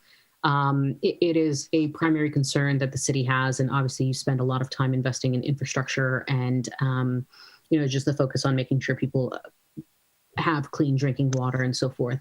One of the other questions I do have is that during COVID, we specifically took a look at a lot of different rates, specifically ones that you're responsible for, and you were very proactive in ensuring that hikes were not happening during a certain given period of time. Can you talk about the methodology that your team has when deliberating over increases and the nuance of the current environment and economic status of many Hayward residents? part of the reserves that council approves for the water and wastewater enterprise is basically for these kinds of situations. For instance, give you an example, we purchase all of our water, as Sanjay mentioned, from San Francisco, and they have absolutely no qualms about transferring all of their costs in 1 year to wholesale customers like Hayward. A few years ago, for instance, we had a 39% increase in 1 year from San Francisco, because that's what the calculation showed, that people were not purchasing enough water and they had to increase the revenues by 39%. We could not transfer that amount of money to our customers. So we used part of our reserves to basically bring that down to an acceptable level and just go through that for a couple of years before we could go back and replenish the reserves and go back to where we started off from. So using the reserves allow us to go through years such as, what we experienced a couple of years ago. And how would you rate our water quality? Absolutely phenomenal. The water quality that we get from Hetchy from San Francisco is one of the best in the country. I think it's among a handful of top water in the country. When I see people purchase bottled water, I assume that is only for convenience, because water that we take to their home, to their tap, is better in quality than many of the bottled waters that you can buy in the stores. Definitely. And to our city manager, I just want you to highlight this point. A couple of years ago, there was a federal government freeze. I think it lasted, I want to say over a month. I don't remember, but it was, like 2-3 years ago, a previous president. And I did ask that we waive certain, fees for late payment and non-payment and so forth. And let's say there are significant concerns around this, and obviously there's not with only 27,000 delinquency or cost of delinquency right now. We do work with our residents, especially those who are facing hardships. And I do just want to say for the public's information that we have actually waived that at that time. And you just have to call in our department and so forth. So I personally just really appreciate the staff report. It was very thorough, it was very detailed. I believe in investing in our infrastructure, especially around water and some of the vital things that our community needs. So I genuinely just appreciate the work that you guys have done and your team as always. So thank you. Thank you. Okay, thank you. And I too appreciate the work you've done on this. I think the presentations are well thought out here. The plans, I know that you do try to cushion our users from serious increases. And I just have to say that this is a glass that is filled with Hayward tap water. It is better than anything you could buy. If you, at the rate that we pay, which I think you said was 1 cent for a gallon of this. Think of if you just substituted one drink of something else that you drank in a day, whether it's purchased bottled water or sodas. I'm not even talking about alcohol, which is, really, would be much higher. But, one drink a day instead of, something you buy, something you take out of your tap, you would probably be able to absorb this loss or this any increases that we're putting. And it is good water. We're lucky to have it. And we thank you for all of you on your staff to keep it safe. I think the real problem with water is, are we going to have enough of it? We know we are in a serious drought, and I'm proud of Hayward. We're one of the lowest per capita water users in the state.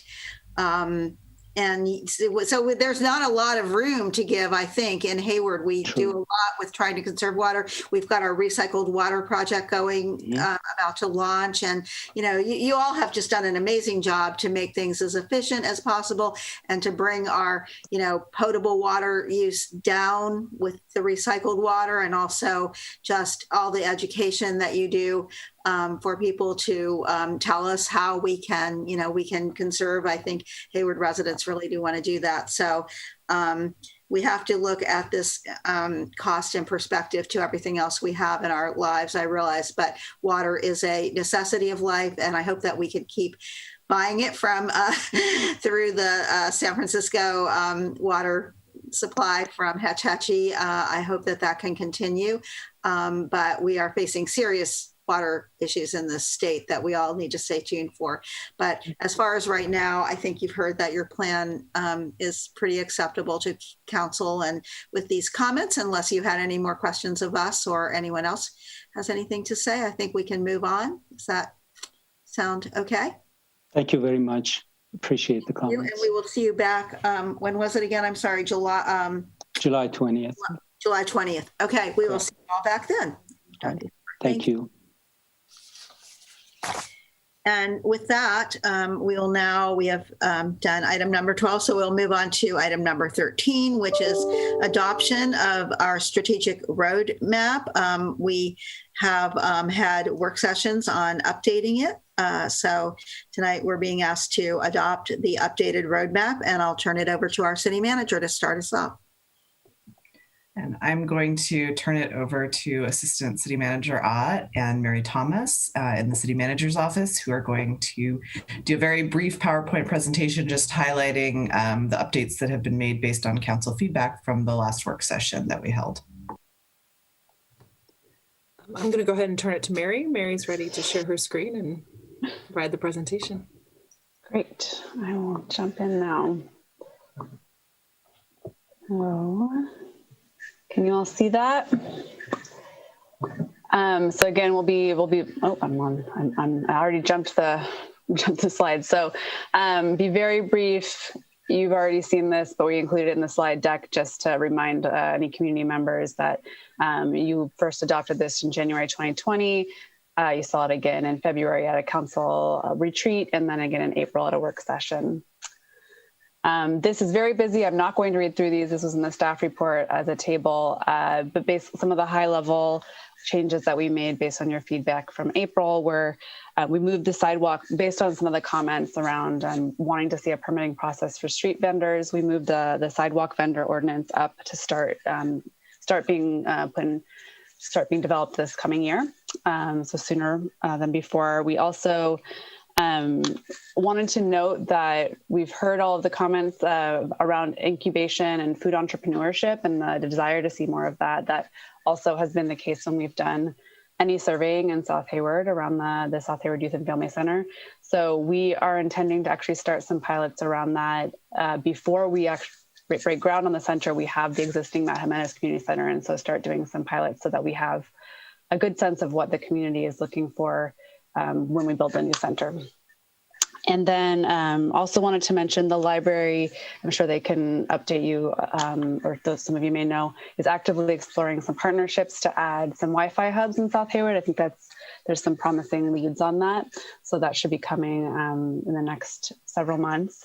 And then finally, we updated the roadmap to include to take out the first year accomplishments. So it's easier to see which accomplishments are coming up versus which ones have already been completed. We also will be incorporating, we added the 8, this doesn't include the housing project, but added the 8 policy innovation workshop on community safety, the new initiatives, to the quality of life section. The Less House Hayward strategic plan is coming back to you on July 20th. So any additional projects that come out of that will be added to the housing section. And then any additional projects that come out of the federal stimulus funding will be added as well. And then once you've adopted the revised strategic roadmap, we will include it in the budget document. And the next progress report you'll see is in early 2022 as part of the mid-year budget process. And that At the end of the presentation, I'm going to stop sharing. That was, I think that was the shortest presentation we've had on the I will take that. Shortest of many we've had on the roadmap. But thank you for that. I think we've done a lot of work on this, council as well as staff. And we, I know we all appreciate the work that the staff has done on completing the project, on moving those projects along and completing many of them. So we will, we are being asked to adopt this tonight. So I'm going to ask council to limit it to just any questions you have right now until we go to the public comment part of this item. So Councilmember Zermania. Mayor, thank you. And Mary Thomas and Jennifer and Kelly, thank you. I actually have no questions. Okay. And how about you, Councilmember Marquez? Do you have a question? I do, Mayor. I'll be brief. So Mary and team, you did an amazing job capturing all of the updates. I know we've seen this several times this year with our council retreat, and we've had a previous work session. The only two things that I just want to ask for clarity is when you look at the strategic roadmap, the image of the will with all the 6 priorities, it says preserve, protect, and produce housing. But yet when you go to the actually outline of the different projects, it says housing for all. So if we could just please add the for all to that will component, just that language, so it's consistent. And then I just will bring up again, I believe in the past, I had specifically asked that we use a different word for combat climate change. I'm open to suggestions from my colleagues or staff, but I continue to see that used, and I'm just concerned with the word combat. I know it's widely used, but I just want us to get used to using words that are more inclusive and not so challenging. So that it's not really a question, it's a comment. I apologize, but I'm throwing it out there because I want to hear what my colleagues have to say about that. Thank you. How about adapt? Adapt, mitigate. I'm open to anything but adaptation. Okay, well, others can throw them out there. Councilmember Andrews. If you are trying to stick with C, can we think about confront? Okay. Write these down. Yeah, I see that Ms. Thomas is writing these down. So, okay, good. I would have to say climate justice because it's all encompassing, right? We want to also be equitable in our, efforts around climate. Tackle, address. What would you suggest? I'm terrible at this type of stuff. So. Justice doesn't quite fit what we actually have to do about it, although I agree and that is something I'm going to let our city manager decide primarily. Yeah, so, and I would just say that this is supposed to be questions, so maybe it is supposed to be questions and discussion. We could recommend climate change adaptation and justice, something like that. So why don't maybe if we wanted to see if there's any public comments, and then we can come back and come back to that. Do that.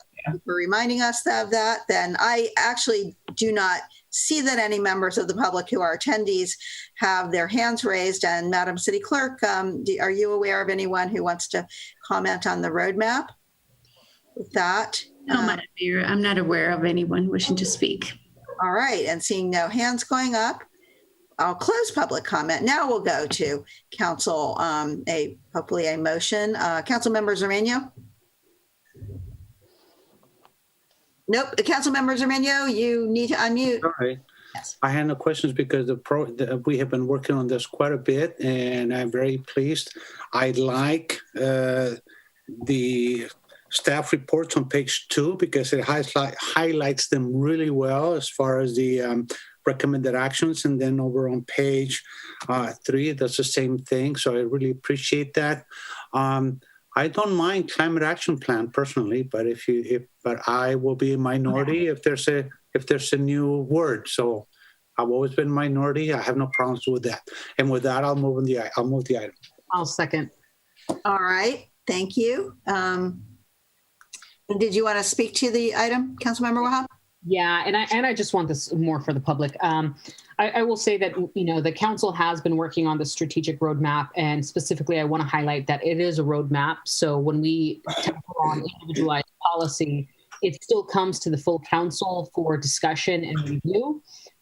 So when we talk about, affordable housing, there's a lot of different ways to provide affordable housing. So I just wanted to highlight that. And I do want the public to be able to email us with things that they think that we should prioritize as well, because this is I like to say, an ever moving and flowing document.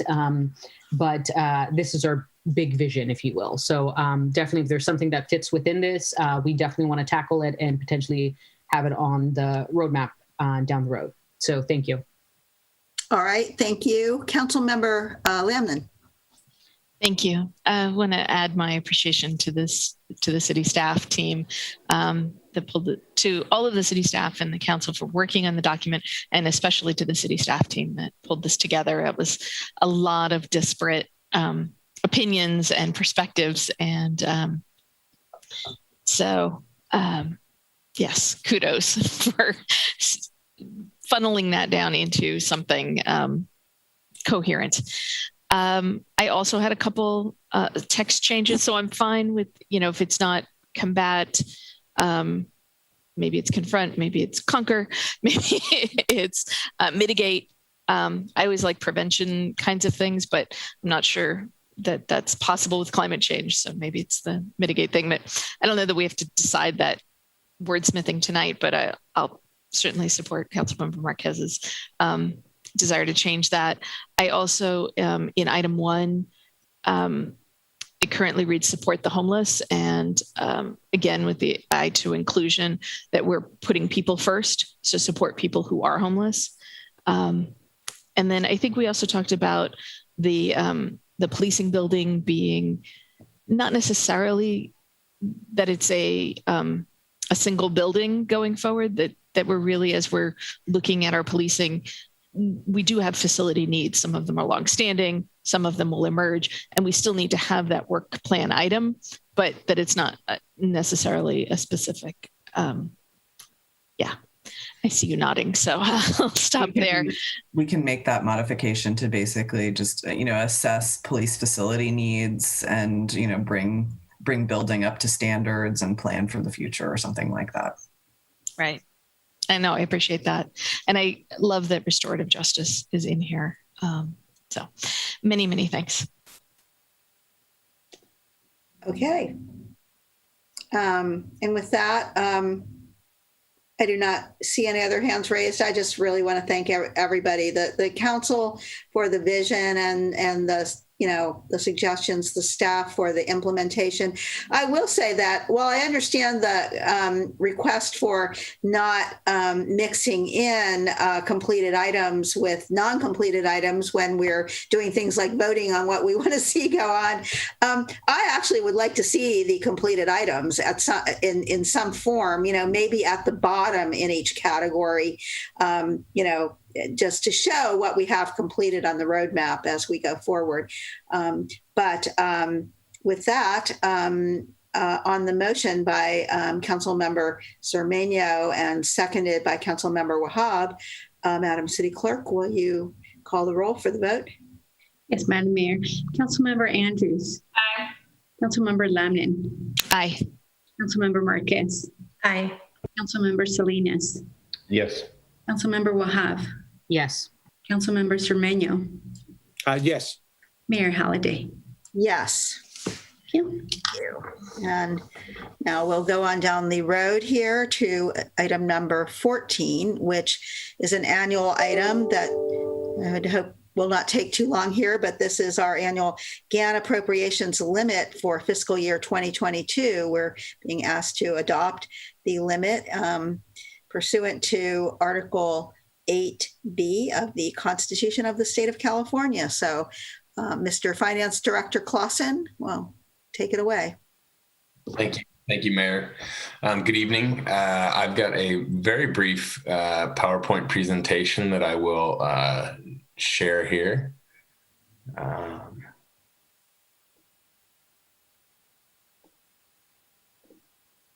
There we go. Can everyone see my screen? Okay. Yes, I can. The mayor stole most of my thunder. We are here to adopt the GAN appropriations limit. We adopt it each year. Essentially, it is a limit that sets the ceiling for the amount of revenue that the city can collect from the proceeds of taxes.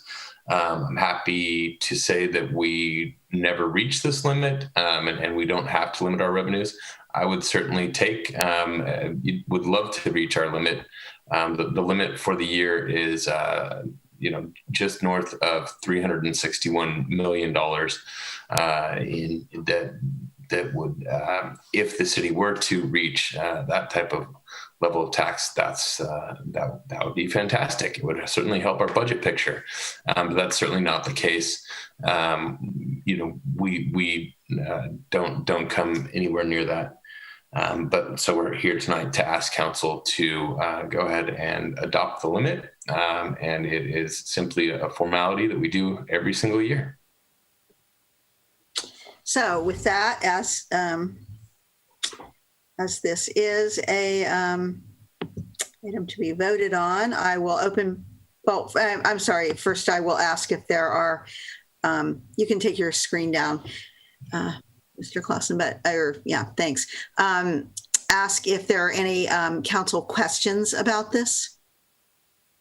Seeing none, I'm going to open public comments. Are there? And I don't see any hands raised among the attendees. Madam City Clerk does not see any hands or is not aware of anyone wanting to make a public comment. So I will close public comments and go to Councilmember Marquez. Mayor, I'll move the item. Just ask for one clarification on the resolution. The first whereas, if we could switch the word voters, swap out citizens and put voters. And I'm happy to move the item. Second.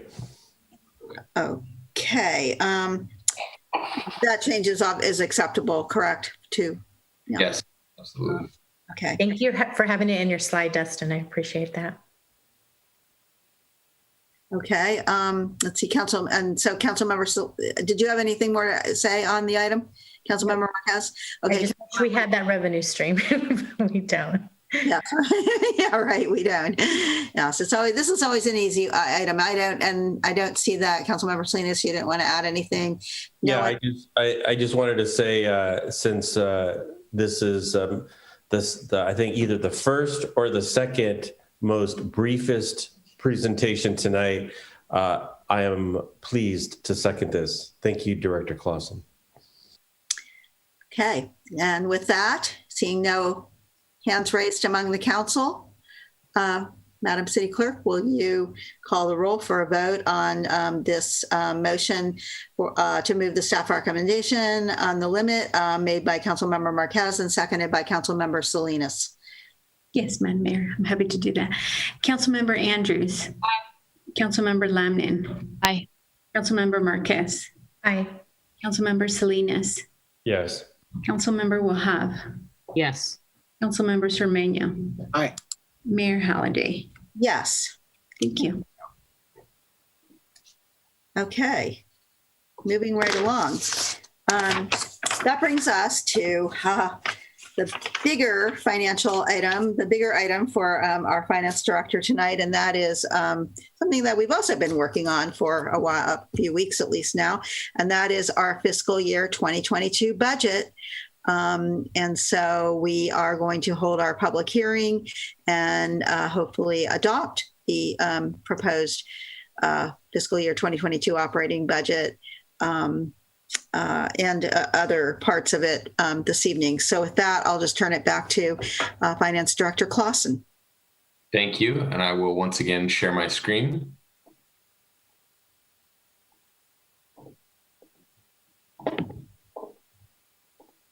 All right. Can you all see that?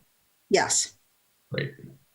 All right. So we are here this evening to hold the public hearing for the fiscal year 2022 operating budget and capital improvement plan for the fiscal year upcoming. We started this journey back in January, February.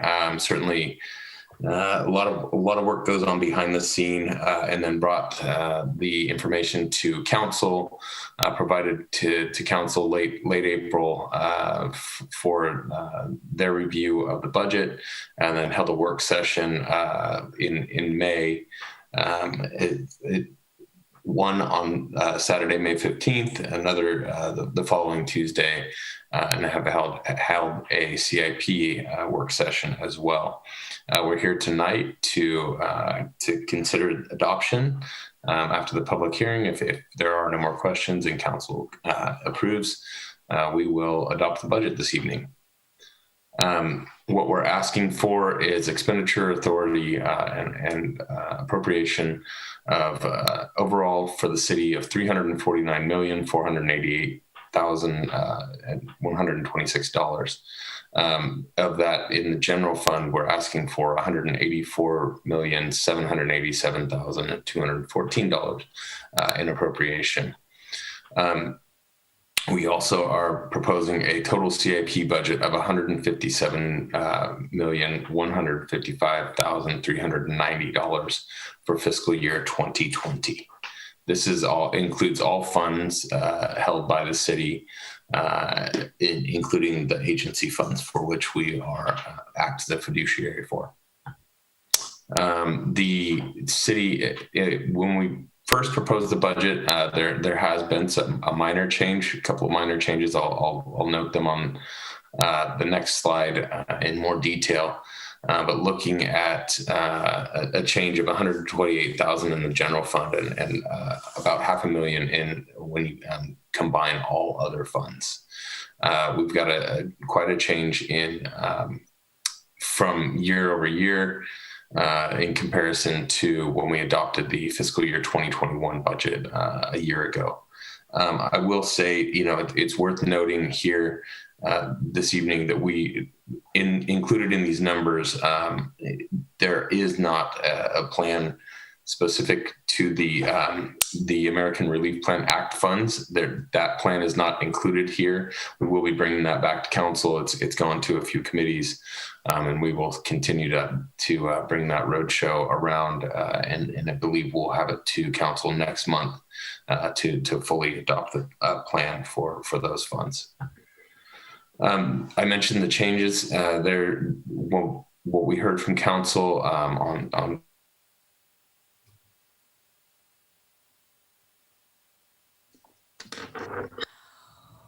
Oh no. I'll text him and see if we. Oh, it's him. It's not me then, right? Yeah, it's him. Okay. Let me text him. I'm sorry? Yes, we lost you there for. Gotcha. Sorry. So we mentioned at the Saturday work session, the city attorney mentioned a change in the increase for our insurance funds. And then we've also reduced the general funds capital transfer out to the IT fund. Overall, looking at a use of nearly $6.2 million in general fund reserves. As I mentioned a moment ago, this doesn't include what we will be, what the city will receive in funding from the federal relief plan. And so when we come back, we'll have a bit different look when we have access to those funds and go ahead and program those. We see a continued use of revenues in the out years. We know that's not where we'll be, but simply if we looked at it as is and left things the way that they are, that's the way things are trending. Clearly, we will do some work and make sure that we don't continue to trend in that direction. This is a quick overview of revenues by source. You can see property tax is still our largest revenue. Second is our sales tax, and then our utility users tax, and some other taxes and fees in here. We clearly will continue to try to grow each of these as we possibly can, as much as we possibly can to help to provide services to the community and support the organization. This is a graphic design of what the pie, if you will, for expenditures in the general fund. Most notably, salaries and benefits this, makes up 78.3% of the pie. The others are much smaller when it comes to the other pieces of the pie. But as we are a service organization, that's not surprising to anyone, I'm sure. This is a slide that we shared with the Council Budget and Finance Committee, which highlighted some high-level efforts that the city has undertaken to offset the impacts of COVID-19 for the community. We've done a ton of great work, whether it be from the testing site to the community hotline to the vaccination sites, to helping folks to stay in their homes and not be displaced, as well as trying to keep local businesses stable throughout the pandemic. So we will continue to do as much as we possibly can responsibly to try to help the community to recover as we come out of the pandemic here. Switching gears just a little, we've got some high-level detail on what that $157 million amount that I mentioned earlier as it relates to the CIP plan for the coming fiscal year. Largest areas we've got our livable neighborhoods, our buildings and miscellaneous projects, sewer work, and water system projects. The most notable is of the buildings and miscellaneous projects can be seen on the front of the both operating budgets and capital improvement plan with Fire Station 6 and Training Center that we will be looking to get into service here in the next 12 to 14 months, I think is the timeline. This is just to look at the same amounts, just a little bit differently, and coming from the funding source. I mentioned the Fire Training Center, which makes up the majority of that Measure C, $37.7 million. Capital projects in Fund 405, which is mostly general fund. A portion of the general fund projects that make up $24.4 million. And the other big pieces here are the sewer and water systems. So that's pretty much my spiel this evening. You mentioned that we were here to hold a public hearing. We'll do that. After that, if council has any questions, we'll certainly do our best to answer them. And if at all possible tonight, we would like to ask council to go ahead and adopt the budget. Okay, so I do think we have, yes, we have at least one person from the public wanting to comment. So we'll go ahead and I'll go ahead and actually, I'm sorry, I'm going to go back to council for questions. This is a voting item, and I'll go to Councilmember Lamnon. This is for questions only right now, council? Correct. Yes, thank you. I just had a couple quick questions.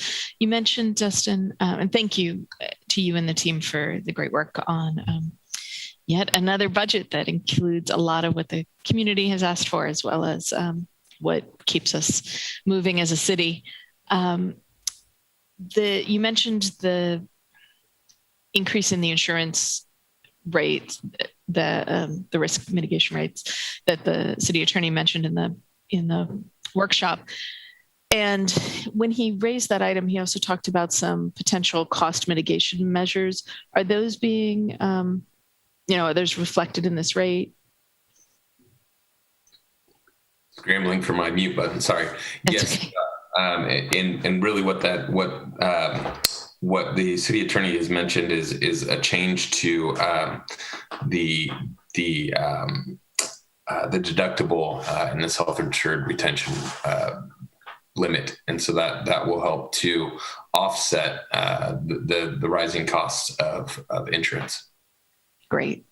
I appreciate that. Thank you. And then just to confirm, I think there have been a couple community concerns raised, and I think those are reflected in our practice, but I just want to confirm that.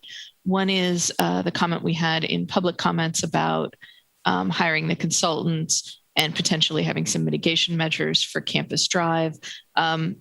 Those are basically, that's sort of already baked in. We don't need to call it out specifically. That's already in the staff work plan. It's already funding allocated. Has the consultant already been hired? Is that somebody we already use? I'm not sure. Actually, that's probably a better question for Director or Mary. But on the first question, yes, it is baked into the plan. It is, part of, depending on which type of work it is, whether it's in operating or the CIP plan. Okay. And go ahead, Director Mary. Could you repeat the question, please? Sure. So the traffic consultant for the Campus Drive, is that somebody that we already have in contract that we'll be using for that? Or is that a new RFP that would go out? That decision have not been made. We are going to work with the community to make sure that they are comfortable with the consultant that we are going to hire. We have ongoing relationships with consultants that provide services to different parts of our transportation department. But, that is not necessarily what we are recommending. We want to work with the community to make sure that they have a say and they are comfortable with the selection that we are going to make. Deeply appreciate that. Thank you. And then similarly, for the public safety innovation work, this is probably a question for the city manager. I know that some of the reporting structure for the new teams is going to come through fire. Some is in collaboration with PD. And as those are the progress of those innovations is going to be reported on a quarterly or semi-annual basis, correct? And we'll hear from for instance, we'll hear from fire at that time as well. Correct. Is that, okay. Yeah, and I think we'll probably try to do sort of a global presentation on all of the pilot projects together instead of one-off, unless some council action is needed to move one of those forward. That makes sense. Okay. And are you thinking quarterly, semi-annually? Just I don't know yet. I think we'll see where we are at the end of the quarter, and if we have progress to report, maybe we'll just do an informational item to council, but just kind of on where we are. But I think definitely in 6 months, sort of a comprehensive report out, and we'll just see where we are at the end of the first quarter of work. Okay. Yeah. That okay. That makes sense. Thank you. Thank you, Mayor. Okay, thank you. And I see that that our city attorney has raised his hand, so I think he might be wanting to respond to one of your questions. So, Mr. Lawson. Thank you, Mayor. And just briefly, regarding the insurance coverage, we had anticipated a 3% increase, but we were told it would be a 28% increase. We've done some work, and as the finance director indicated, it'll be about 14% with some adjustments that we'll discuss in my evaluation next Tuesday. Okay, thank you. Okay, Councilmember Zermania.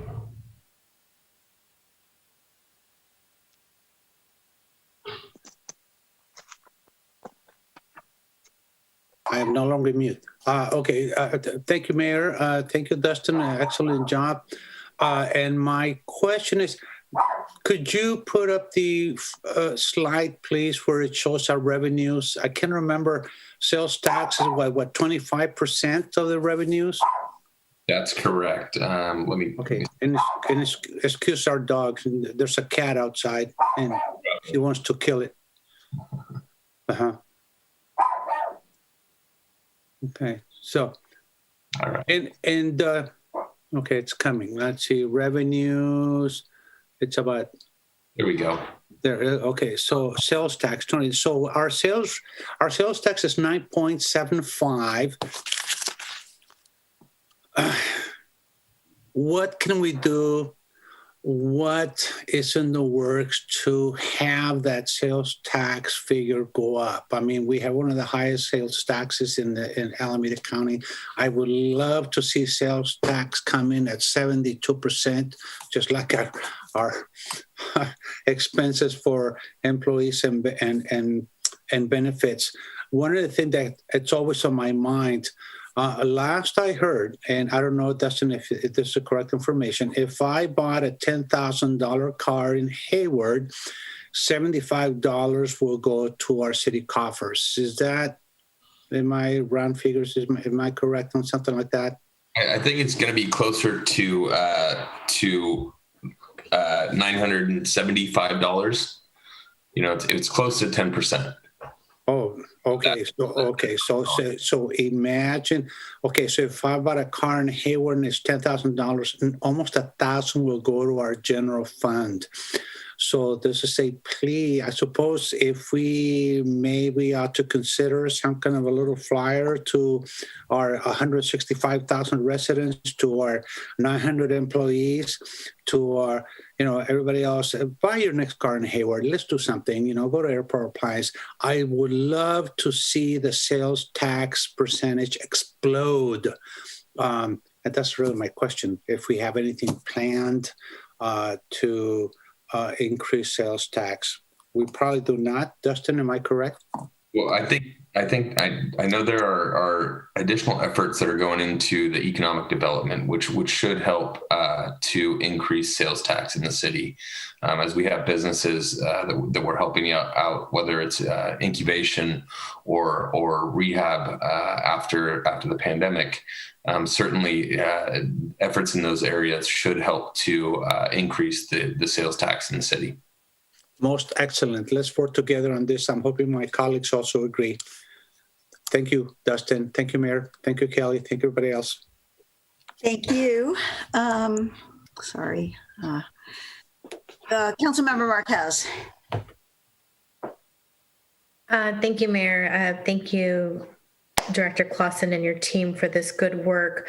When we're looking at projections for the upcoming year, are we taking into account many projects that are in the pipeline and new housing that is currently being constructed or was newly constructed in Hayward? Is that a factor that we take into consideration when we come up with the projected tax revenue coming in, property tax revenue?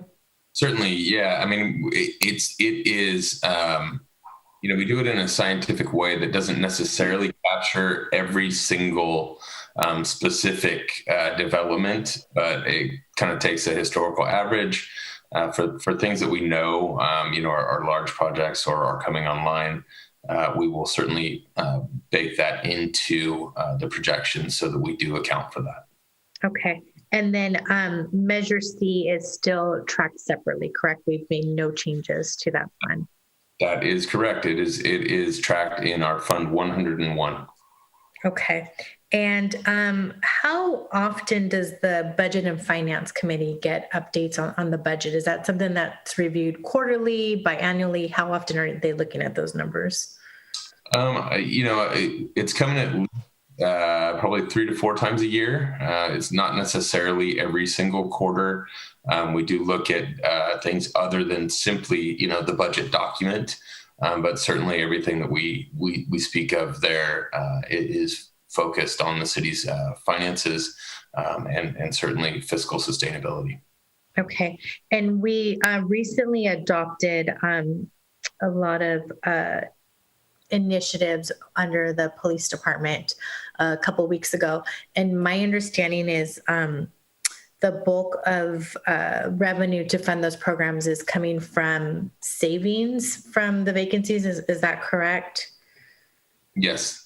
Okay. And then the city manager had mentioned that once these projects are initiated, we will have an opportunity to review the outcomes and the effectiveness. I know we don't know exactly when, but that will be part of the process as well. So how do you envision that parallel process along with like our mid-year process? Just because we're adopting so many new initiatives in this upcoming year, how do you just kind of see that working in collaboration with police and fire? Yeah, I mean, I think, we will do our best to get through some of the experimentation stuff, and then have a better idea of what ongoing costs that we will have moving forward, and certainly, devote the resources that are necessary to help to improve things for the community. Okay. And I know go ahead. I would just comment, I think mid-year is probably going to be too early for us to have a really good sense of that. So I think, mid-year we may be doing an update to the council, but I think in terms of having a fully fleshed out sort of permanent budget appropriation, that'll probably come with next fiscal year's budget for the police related items. Okay. And then I had another question about the timing of this. I'll skip Mayor. It'll come back to me. I apologize. It's escaping me, but I'm going to call it somebody else. Okay. Councilmember Andrews. Councilmember Marquez actually asked my question. So I just wanted to acknowledge that I was going to ask about the mid-year budget process, and just wanted to see if someone can explain how that works to me. I haven't been through that process yet. So I'll say it is budget light. So we only try to bring council items that we didn't have planned for during this process. So it's for things that we, whether it's an unforeseen event in the city that we couldn't have planned for because we didn't know that it was going to exist. We bring it to the full council for their consideration, provide information, and then obviously bring it back here for approval. Is it also an opportunity to analyze some line items that we would like to revisit if that's possible, just to get more information about what's in there?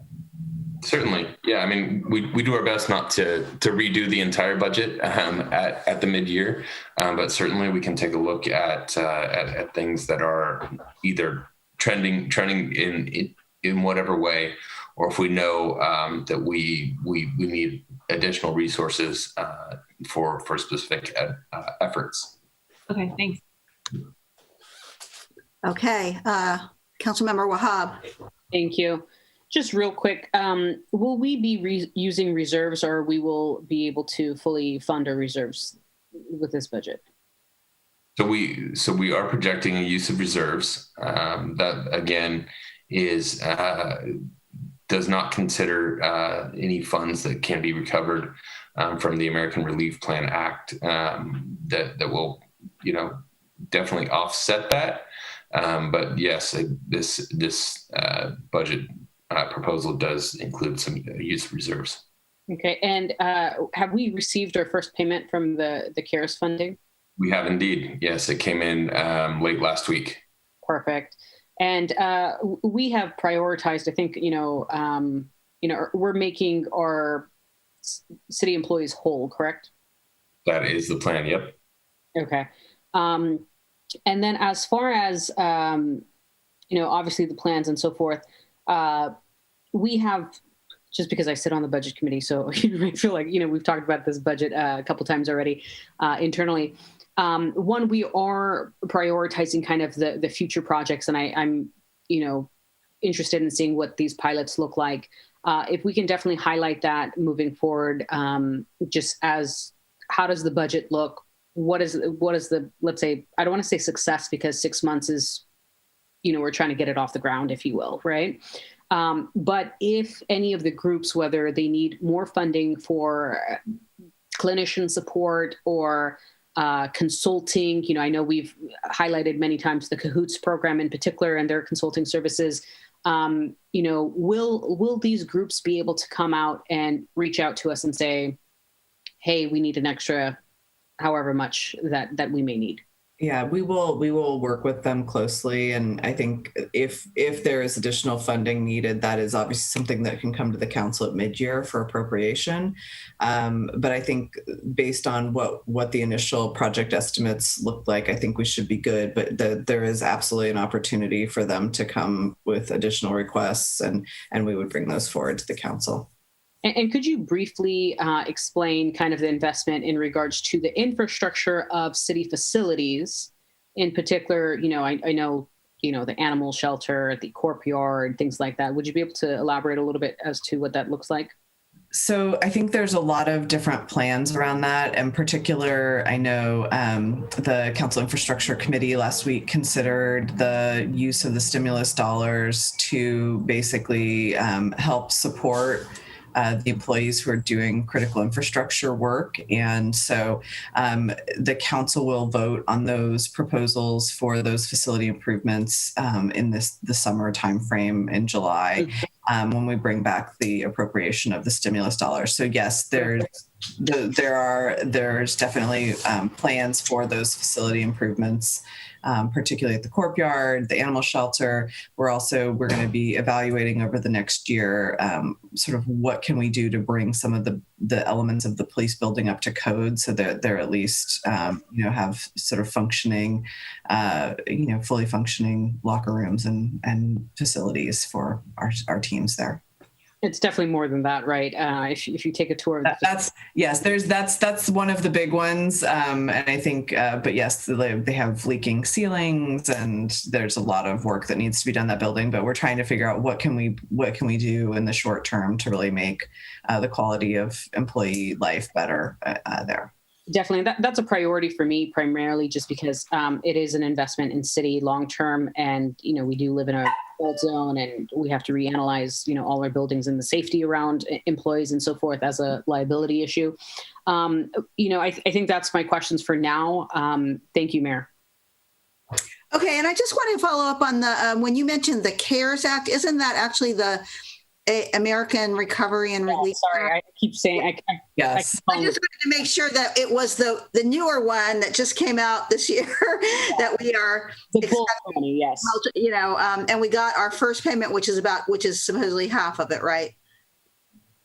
Yes. All right. Wow. I didn't know that. Okay. And and Councilmember Marquez, you thought of your question. Mayor, I'll be brief. I apologize. I remember the two quick questions I wanted to ask Mr. Clausen. Can you tell us what is currently being recommended for a reserve rate, given that we're finally seeing light at the end of the tunnel of the COVID-19 pandemic? I know you gave us a percentage last year, but what is the recommendation this year? Yeah, I think the GFOA, the Government Finance Officers Association, came out last year, early in the pandemic and said, that no longer was 20% sort of considered the best practice, at least for the time being during the pandemic, and dropped it to approximately 15%. I think Council still has a policy that says 20% is what we will shoot for, and we will take measures to make sure that we get back to that amount. Certainly, do I think it's reasonable to have that expectation of a lowered sort of bar, if you will? Yes, I do, but I still think we need to do our best to get to that 20%, just so that we have knock on wood, heaven forbid, we have some other, event like the pandemic, and we have to sustain ourselves for a period of time without the normal revenue streams. We'll be able to do that and continue to operate and provide services to the community. And this budget is proposing, I think is it 6.2 million in the reserves? What percentage will that leave us at? It will leave us, I believe, let me get back to you. Okay. I thought it was 12. Does that sound right? I'm looking for the budget document. I can't pull it up. It's not working on my iPad. Does that sound correct, City Manager? Do you recall? Let us double check, because I don't want to say something incorrect. Okay, that's fine. And then was staff able to look into at what point we'll be appropriating the cannabis 1% tax fund? Do you know at what level we'll be able to do that at?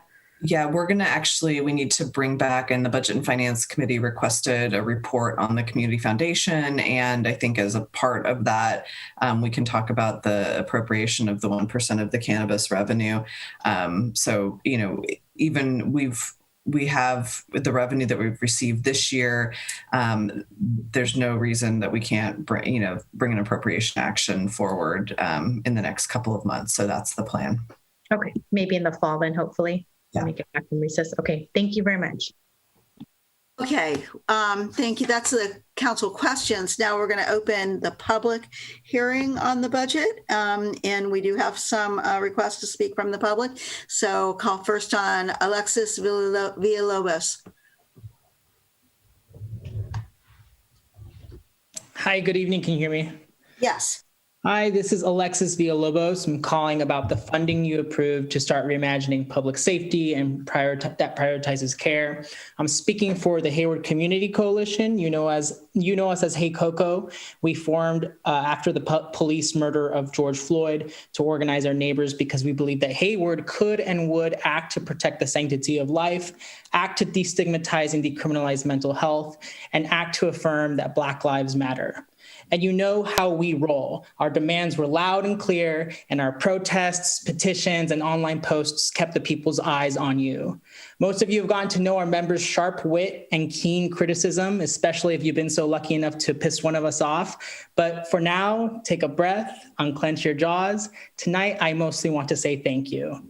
While this is definitely only a first step, we are so excited to see the city beginning to fund much of what we have been demanding for so long. Special thanks to Councilmember Marquez. You didn't just talk the talk, you walked the walk. You identified a problem 2 weeks ago. You took action to amend the proposal. And Mayor Halliday, thank you for your comments. I really appreciate your comments that night. You agree and you believe in our vision.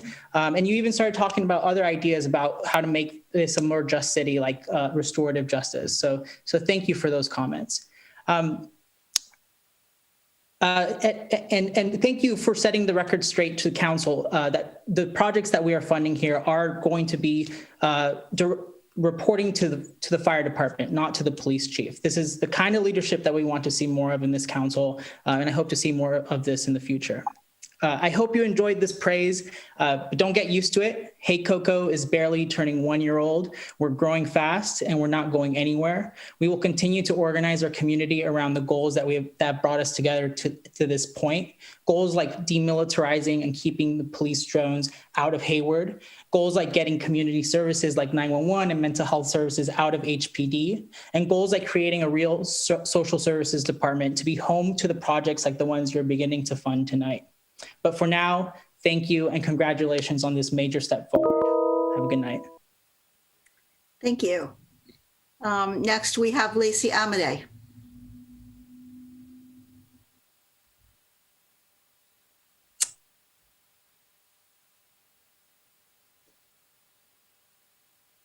Are we able to bring her up here? Hi, can you hear me? Yes, go ahead. Not the unmute thing. Hi, yes, this is Lacey Amadei. I am calling as a housing justice advocate with the Hayward Collective. We do work with the Hayward Community Coalition, but we are a separate organization. So I submitted a comment letter to you all yesterday evening regarding the budget and the policy innovation workshop, and I'm just going to speak to some of those points now. Similarly to what Alexis just said, I just want to reiterate our gratitude to everyone for this, to the involved city staff, the workshop participants and community members for what seems to be a small but very significant step, very much in the right direction, especially regarding the Mobile Mental Health Response Team pilot program. This program fits very well with the principles of reimagining public safety, as does funding the pilot using vacancy savings. I also think it's important that we remember, as a couple of you did mention at the previous meeting, thank you, that the call for a mental health crisis response team was originally made by the family of Agustin Gonzalez and pushed forward by them and their allies for several months back in 2019. So I thank the Gonzalez family for lighting that torch and for everyone involved in the policy innovation process for bringing that torch forward. Second, I just wanted to elaborate on the implementation stage of the 9 policies that are going to move forward more quickly than the rest of the 25. The need to continue exploring how we can bring better openness, accessibility, and transparency. I understand and appreciate the conditions that staff were working under for the policy innovation workshop. It was complicated. It was a new endeavor. There were very much different interests to balance. However, just to give honest feedback moving forward, it didn't feel that transparent or accessible. Much of the substantive conversations were not readily accessible to the general public.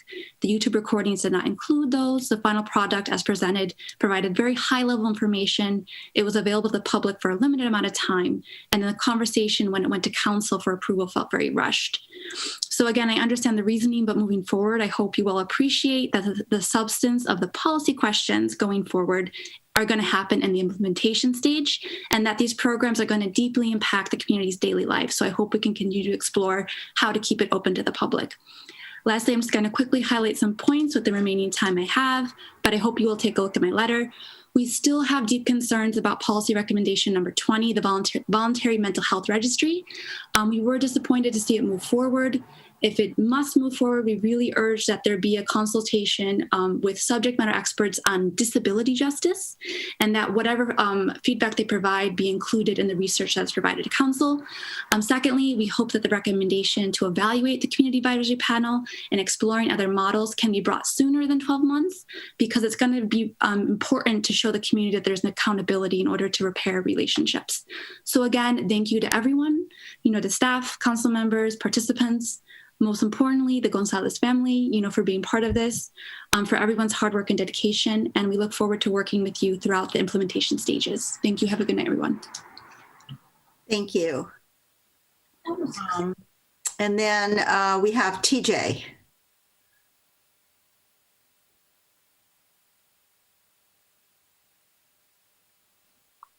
Hello, Council. I'm TJ with Hayward Concerned Citizens. I want to thank all of the council members who've responded to our emails. We aren't going to push any new petitions or make any demands on you as you finalize the budget for next year, because I know you're well aware of our position on funding with regard to the police department. But to reiterate, we ask that you leave HPD's budget intact to continue to uphold public safety with the staffing, tools and resources, and supports to remain robust and responsive to our residents and expanding communities. Gutting out the police department and crippling our police force response creates confusion for residents and a lack of confidence that crimes and criminal activities in progress can be adequately addressed. Our city voted on and approved measures to financially support improvements to our police, emergency, and fire services. I remember we voted on a new police building, for example, and now I'm hearing, quote, renovations to get the old building up to code. That's really unfortunate. Anyway, we want assurance that the budget for these services continues to meet with our expectations, and I thank you. Thank you. Suzanne.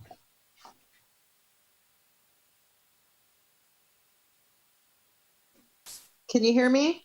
Yes. Hi, I'm Suzanne. I'm a proud member of Hayward Concerned Citizens. I'm a block captain of my neighborhood watch group. And I just want to say how important HBD has been for my neighborhood and my neighbors with my neighborhood watch group. They've helped us in numerous ways. I appreciate them completely. I want them in my neighborhood always. I welcome them any time of day. When I see them, I wave to them and clap. So I am in full support of HPD. I'm against you pulling funding from them to fund these policy innovation pilots. I'm against that, and I look forward to seeing how you all vote. I kind of see the writing on the wall, but I would also like to mention I would like to see these pilot programs, the results quarterly. You guys were asking if it was going to be quarterly or every 6 months or whatever. I'd like to see it quarterly, and I'd like to see everything, not just the successes that you guys are talking about. I want to hear that everything that's going on. And that's it. That's all I have to say. Thank you for your time. Okay, thank you. And then Claire Dugan.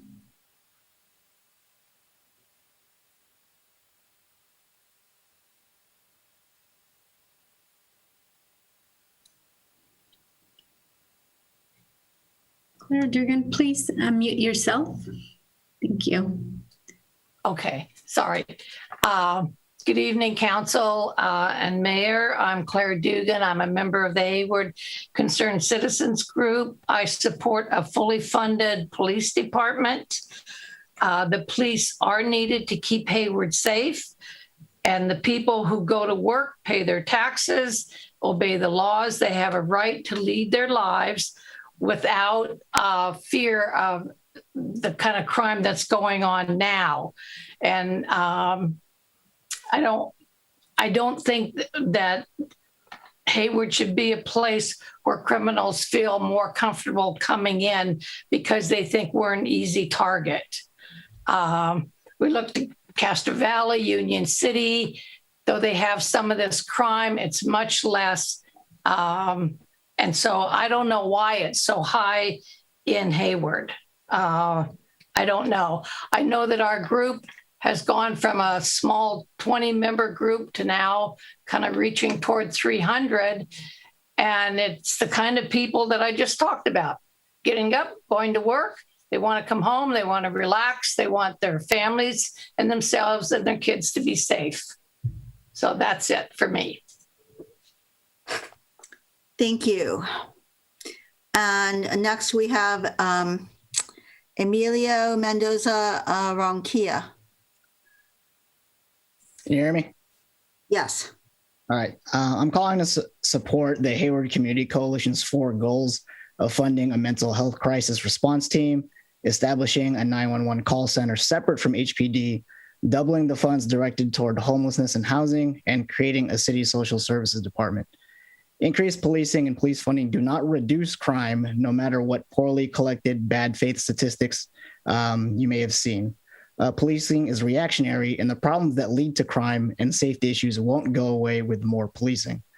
Let more qualified people handle the vast majority of the interactions that have historically been left to the police. It's very possible to handle these situations without violence. Just ask any Hayward teacher or student, neither of whom are specialists, about all the fights they've de-escalated and broken up over the years, just for an example. Also, please respect that the homeless are just as much as part of our community as anyone else. They deserve food and housing, which are human rights. Be humble and recognize that every single one of us in this room is just one bad day away from being homeless. So this population clearly deserves more of the funding in this city. That is all. Thank you. Thank you. And next we have Tom Ferreira.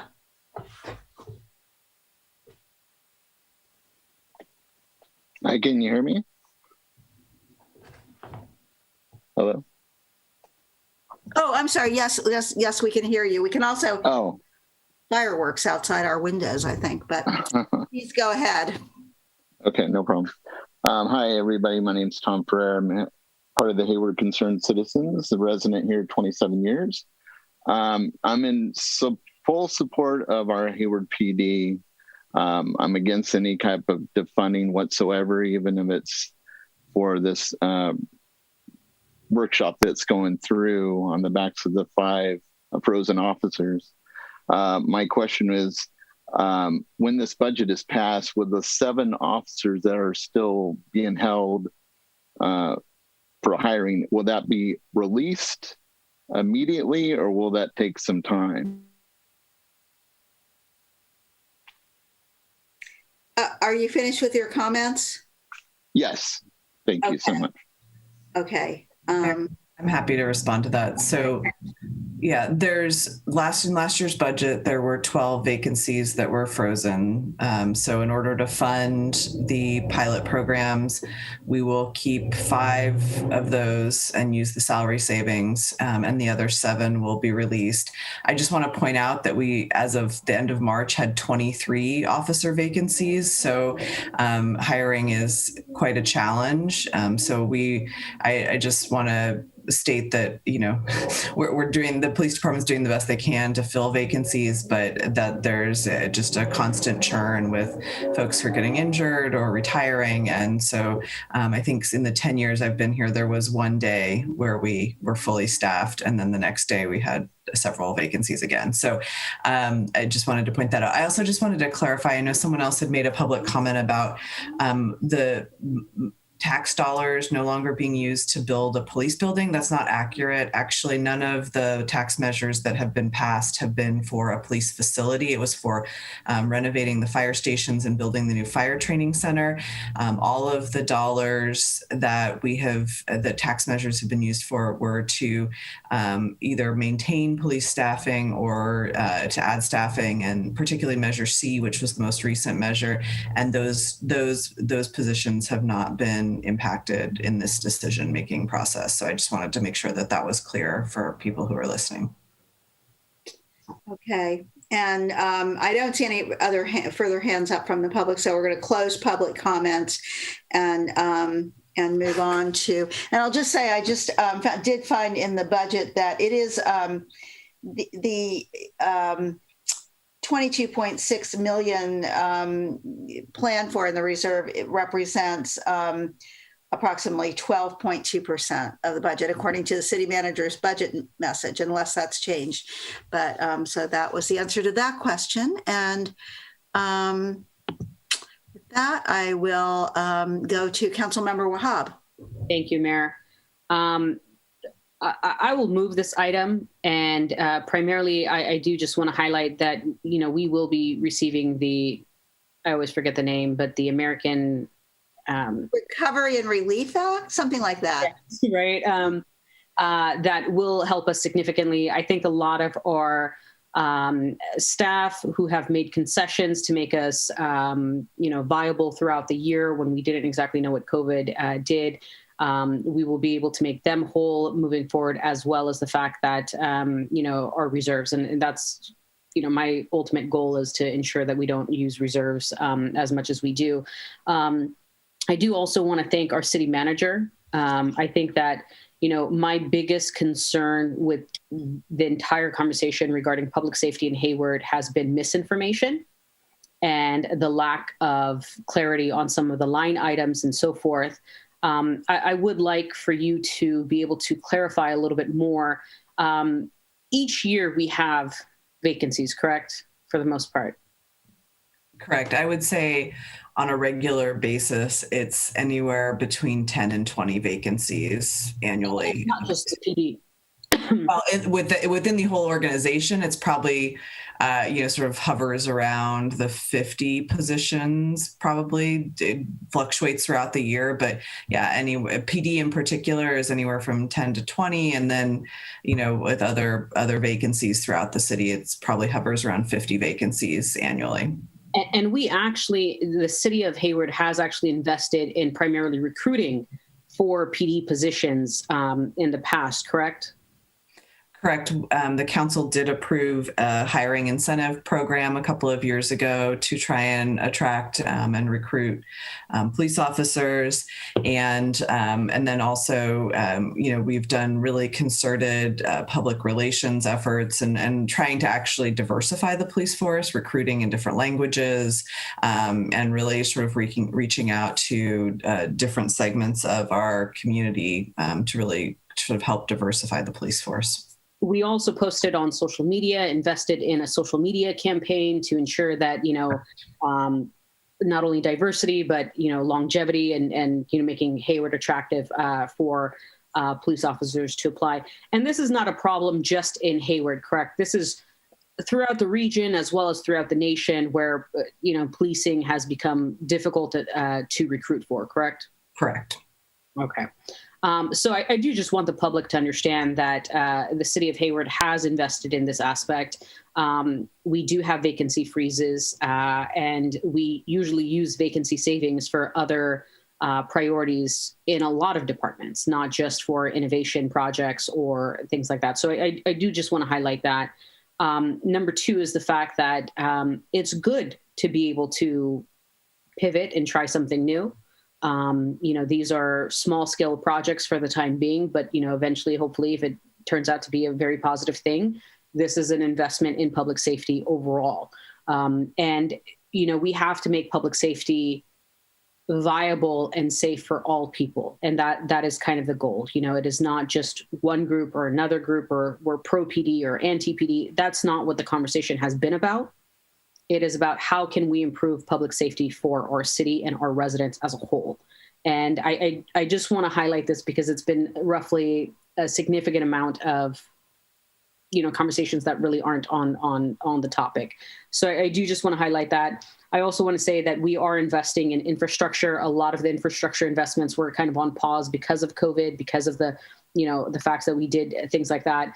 In regards to Measure C fundings, I was educated by our city manager that we actually had a priority of which projects we're going to go forward with and kind of a timeline. And right now is the timeline to build that fire station, because they've actually been without a fire station for roughly a year, right? Ish. So I do just want to highlight that. I think that this budget is a step in the right direction. I want to thank, all the people that have commented, the staff members and the community members that have also been involved in the Lean Innovation Workshop. I will say police were represented, SEIU was represented, fire was represented. And granted, we still have a long way to go to make it work for everybody, but it is a step in the right direction. I also want to thank my council colleagues for, the patience. I know we've all, read the staff reports, read the ideas, thought different things and had robust discussions amongst ourselves. So I just really appreciate it. And like I said, I'll move the item with a commitment to continue to better the city. Second. Okay, so motion to move the staff recommendation on adoption of the budget made by Councilmember Wahab, seconded by Councilmember Salinas. Councilmember Salinas, would you like to comment? Yeah. This has been quite a year. Excuse me a minute, Councilmember Salinas. Yeah. I just want to make sure that I was clear about closing the public hearing. There was a question about that, and I'm pretty sure I may have said closing public comment, but that was in effect closing the public hearing. So the public hearing is closed. I don't see any other attendees wanting to comment. So now back to Councilmember Salinas. Sorry about that. Thank you. Yeah, I just, it's been quite a year. Even being reflective, over the weekend, I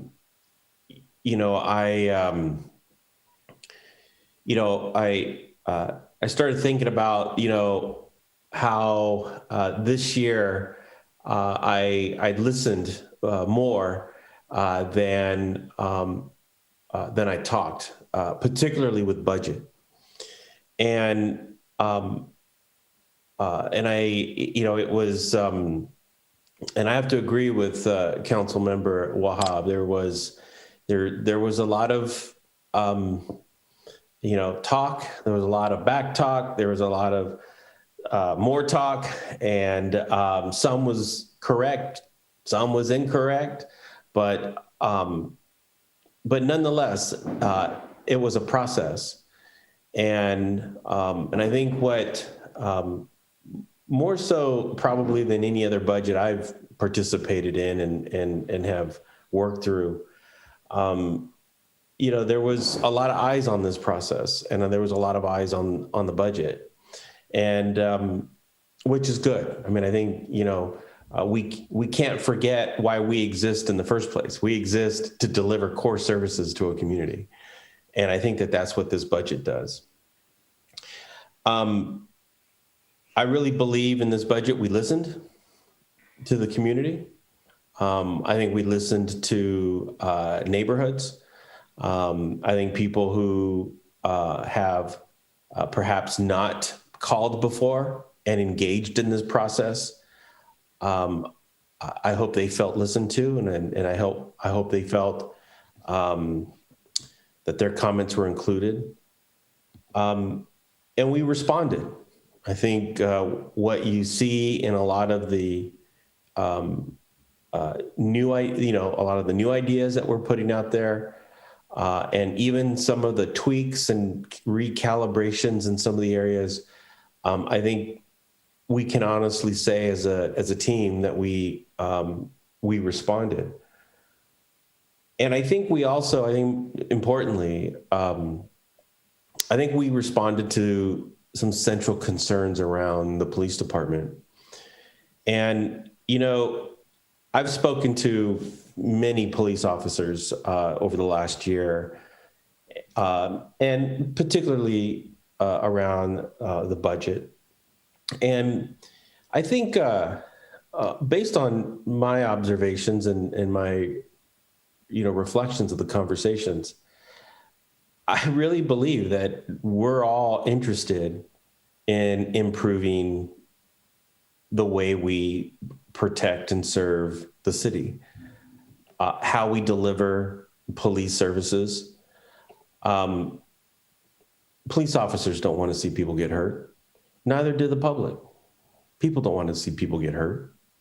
And I know a lot of people, we certainly don't want to see people die.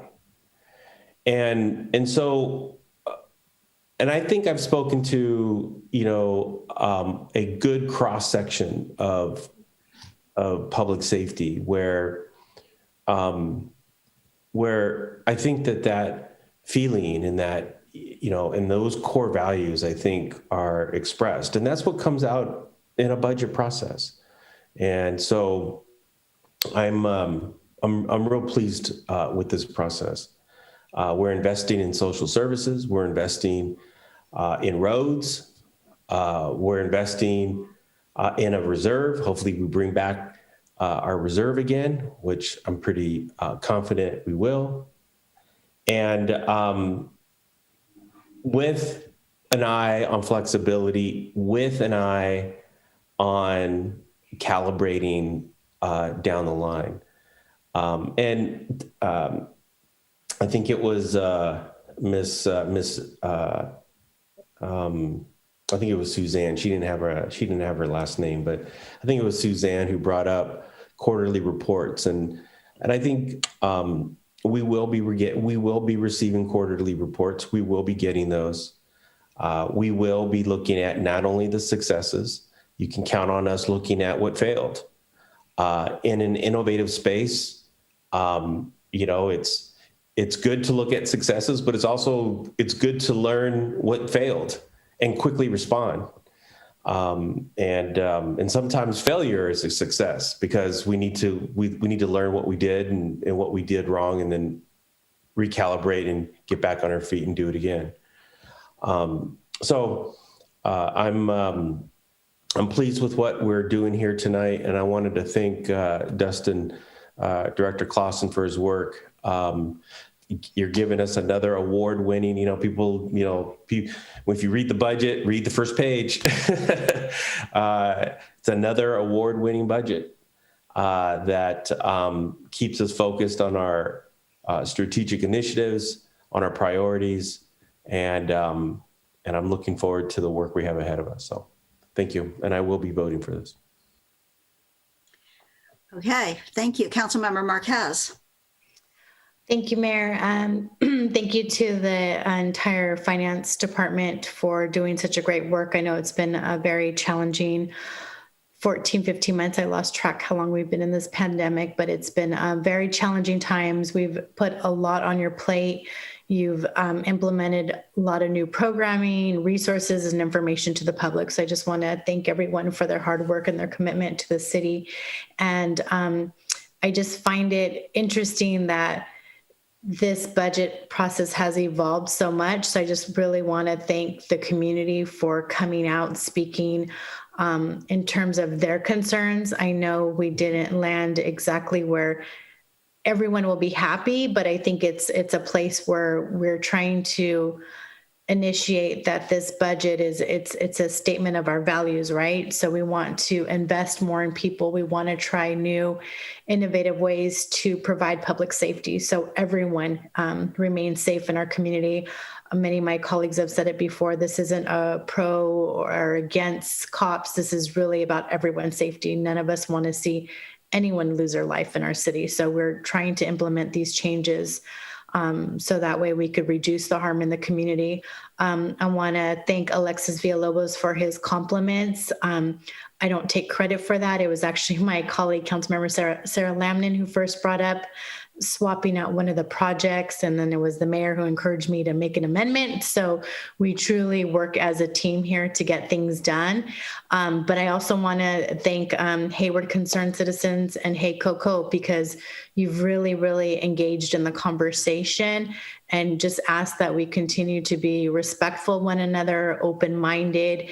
And unfortunately, there still is a lot of misinformation out there. So I appreciate the city manager for clarifying there was never a commitment to construct a police building.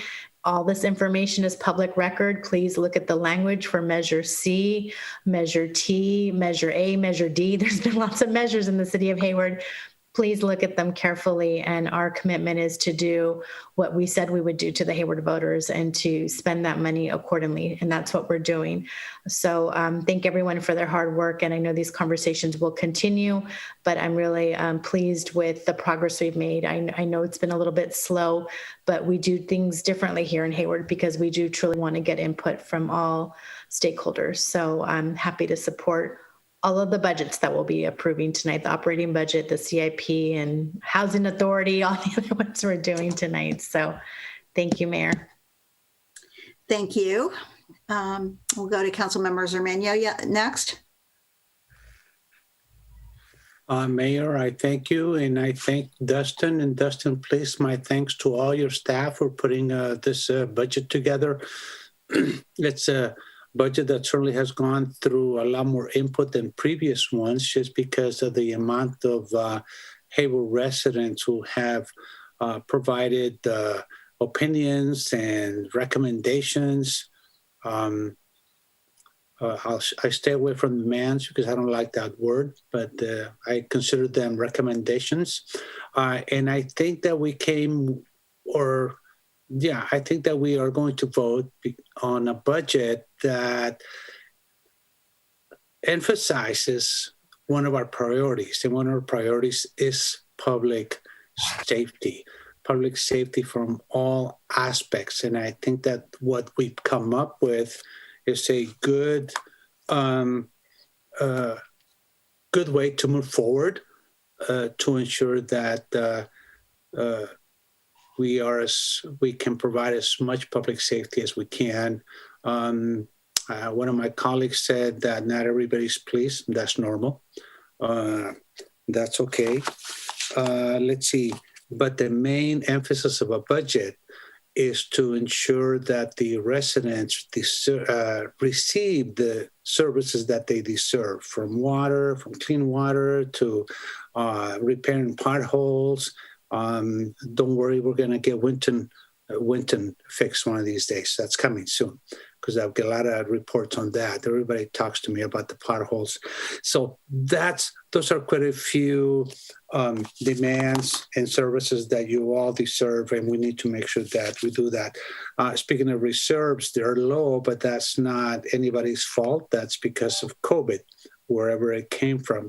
But I think we should recover. Whether we reach that 20% threshold, we'll see. But at the moment, it's 12, and we'll move forward with it. It's $184 million plus. That's a tidy sum, we all agree. And of course, unfortunately, the revenues don't quite reach that. So it's slightly negative. And that brings me to my point. And I mentioned this earlier. Boy, if we could all shop Hayward first. Oh, man.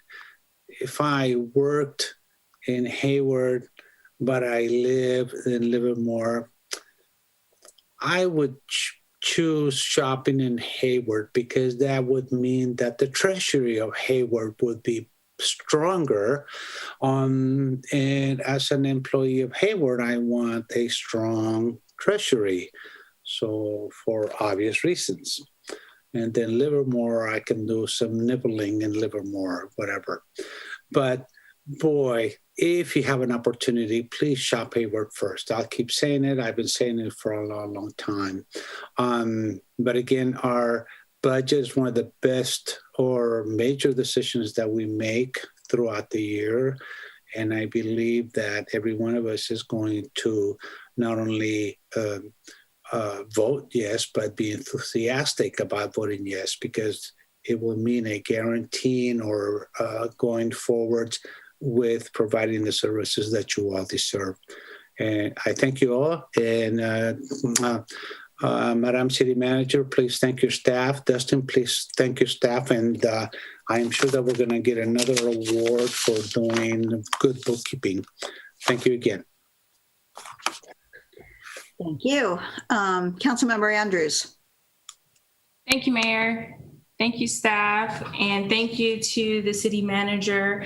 I know in the past I've been very critical about the policy innovation workshop method of getting to some of the recommendations, but I really do feel like a lot of the outcomes from those meetings got to a place that the community was asking for. So not 100%, but we got to a lot of them. I also want to thank Hayward Coco, Hayward Concerned Citizens, and Hayward Collective. You spent a lot of time and energy and your heart and soul in preparing a lot of the recommendations that you all emailed to us, tagged us, and called in about. So I know that you're really passionate about your community, and we appreciate your time and efforts in making recommendations to council and staff. I also want to thank the different departments that reached out to me to help me better understand what their department does. And I recommend that these groups that tag us, call us, email us, do the same.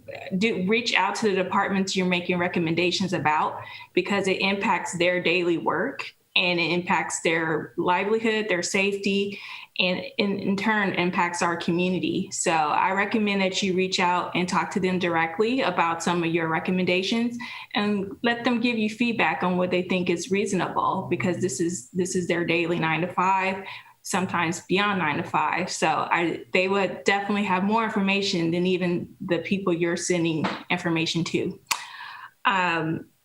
I would like to specifically thank Jenny Comstock at Animal Services, as well as Captain Matthews, Chief, Sergeant Maloney, and Sergeant Clayton.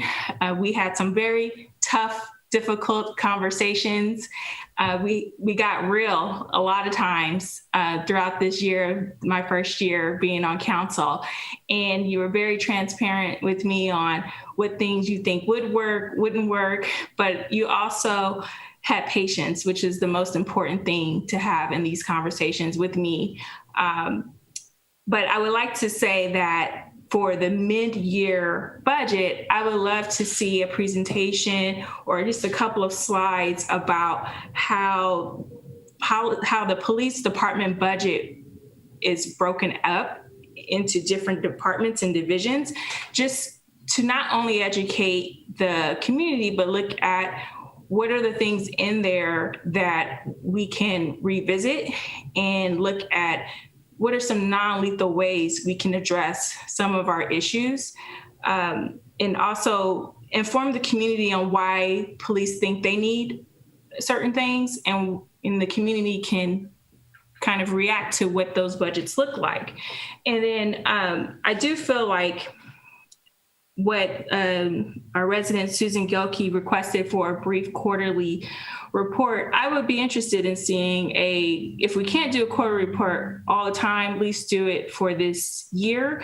And it could be brief, because I am also interested, as what Councilmember Salinas said, of looking at the successes and failures and opportunities for growth. And I do feel like it would be good to know sooner rather than later how these changes are working or not working, and what do we need to adjust, because this isn't just something that is something we're trying out. People's lives are at stake, and we should definitely have a sooner pulse check on some of the changes that are happening here. So I would be interested in seeing a quarterly report at least once. And then as part of that quarterly report, I agree with Councilmember Wahab, Councilmember Marquez, and others who might have stated that there is a lot of misinformation about what's in these measures. There is a lot of misinformation about what is getting cut, what council decided to change their mind on. And I feel like if we had those in a couple of slides in a more digestible way, not only for the community, but for us as well, to make sure we know exactly what Measure A is doing, exactly what Measure C is doing, all these measures. It would be great to have flashcards on a slideshow for everyone, because it's very dangerous for the community to keep putting this information out on social media and it's not correct. We need to have right information, and the information is in the reports, it's in these measures, but people, if they keep taking out what they want and keep spreading it, we're going to have some issues. So I just want to make sure the community understands what exactly they're voting for and what got approved. So if we can do a mid-year budget to, one, show the breakout of what the police department is, so the community knows when they make recommendations for cuts, make recommendations for having different approaches to community engagement, they know exactly what they're looking at. I'm also concerned about the mid-year. I want to look at the mid-year budget also to look at community engagement. I'm concerned with only having 2 people identified for community engagement. It's going to be overwhelming for those 2 people. And I do feel like if people do not feel comfortable going to the police and they go to 2 people, they might get overwhelmed by trying to get support. And so if we can revisit possibly in the future, it may not work for this year, but in the future, start looking at ways we can increase community engagement by having a representative that's not a police officer, so they can be approached and get the resources they need. So if I'm not sure who moved the item, if they're accepting of a friendly amendment to have a mid-year budget to include a breakout of the police department, look at the measures that have been identified with a quick snapshot of what they are, and then also look at opportunities to increase community engagement. If that can be added to the vote, that would be helpful. And then possibly, if it's possible, and I need the city manager to tell me what the staff capacity is, to have a quarterly report on some of the public safety recommendations. Thank you. I can speak to the quarterly report. Let me talk with the team and see, and we can, I can let the council know on that one. And then you all need to decide on the other piece.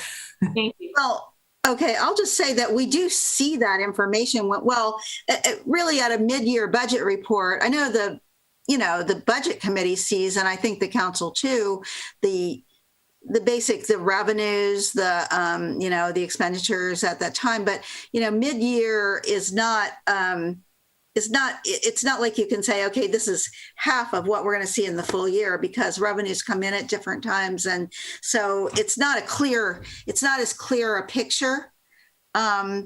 Yes, it's more informational of what the police budget is, like have a breakout what the budget is between the different divisions on a slideshow, as well as explaining what the measures are, to make sure that information is part of that. Policy innovation measures? No, the voter measures. Ballot measures that we've passed. I see. But I mean, the ballot measures are actually, when they're in the budget, they're translated into the actual revenue source that they represented. I don't think we carry through the other than Measure C. I mean, other measures. Yeah, I think I understand what Councilmember Andrews is. She wants, just for transparency to the public, like a few slides in the mid-year budget and the mid-year budget report with the language from the ballot measures that said what they were intended to fund, just to kind of refresh everyone's memory.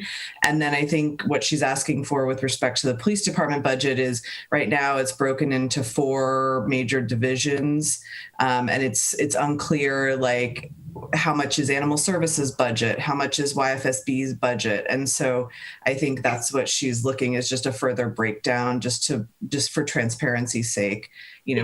Patrol is only this much of the police department budget, and then there's these other elements as well. It's more, I think, am I understanding you correctly, Councilmember Andrews? Okay. Yeah.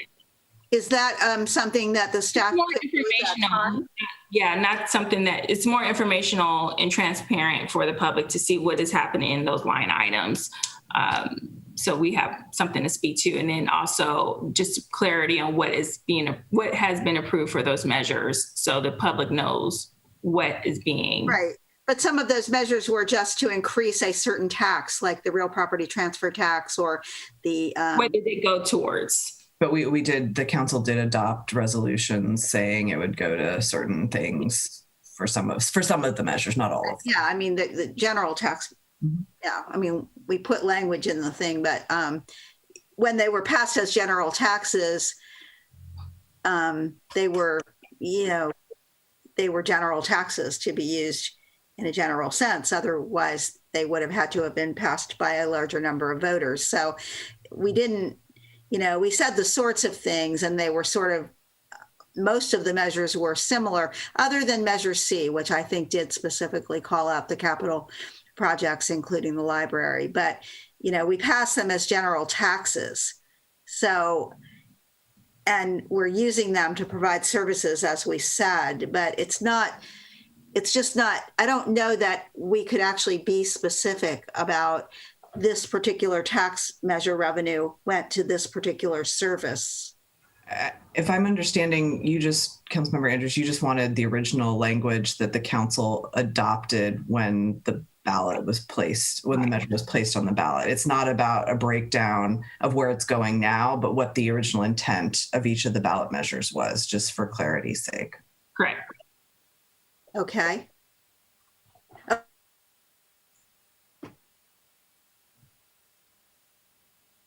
Oh no. She's frozen. I think our mayor pro tem might have to step in. Yeah. So just as the maker of the motion, I do just want to highlight to Councilmember Andrews. So this was something that we actually did talk about in the budget meeting.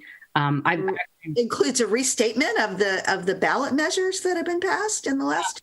Mayor, you were frozen, so we didn't actually know where you led with your thought. Sorry. But I was. Am I back? Yes, you're back. Oh, okay. Go ahead. I was just telling Councilmember Andrews that I know on the budget committee, you, myself, and Councilmember Lamnin kind of talked about some of the ballot measures. I will say this just for clarity. Besides Measure C, we don't have a very specific where do we spend the funds for. It's very high level, public safety, different things. Yeah, very high level. But legally, if it's in the general fund, the city council can pretty much reserve the right to do whatever they want to prioritize, right? So even if it is their general fund, we can do that. I have no problem including your amendment to just giving you a kind of highlight that, it's not necessarily going to be very clear still, right?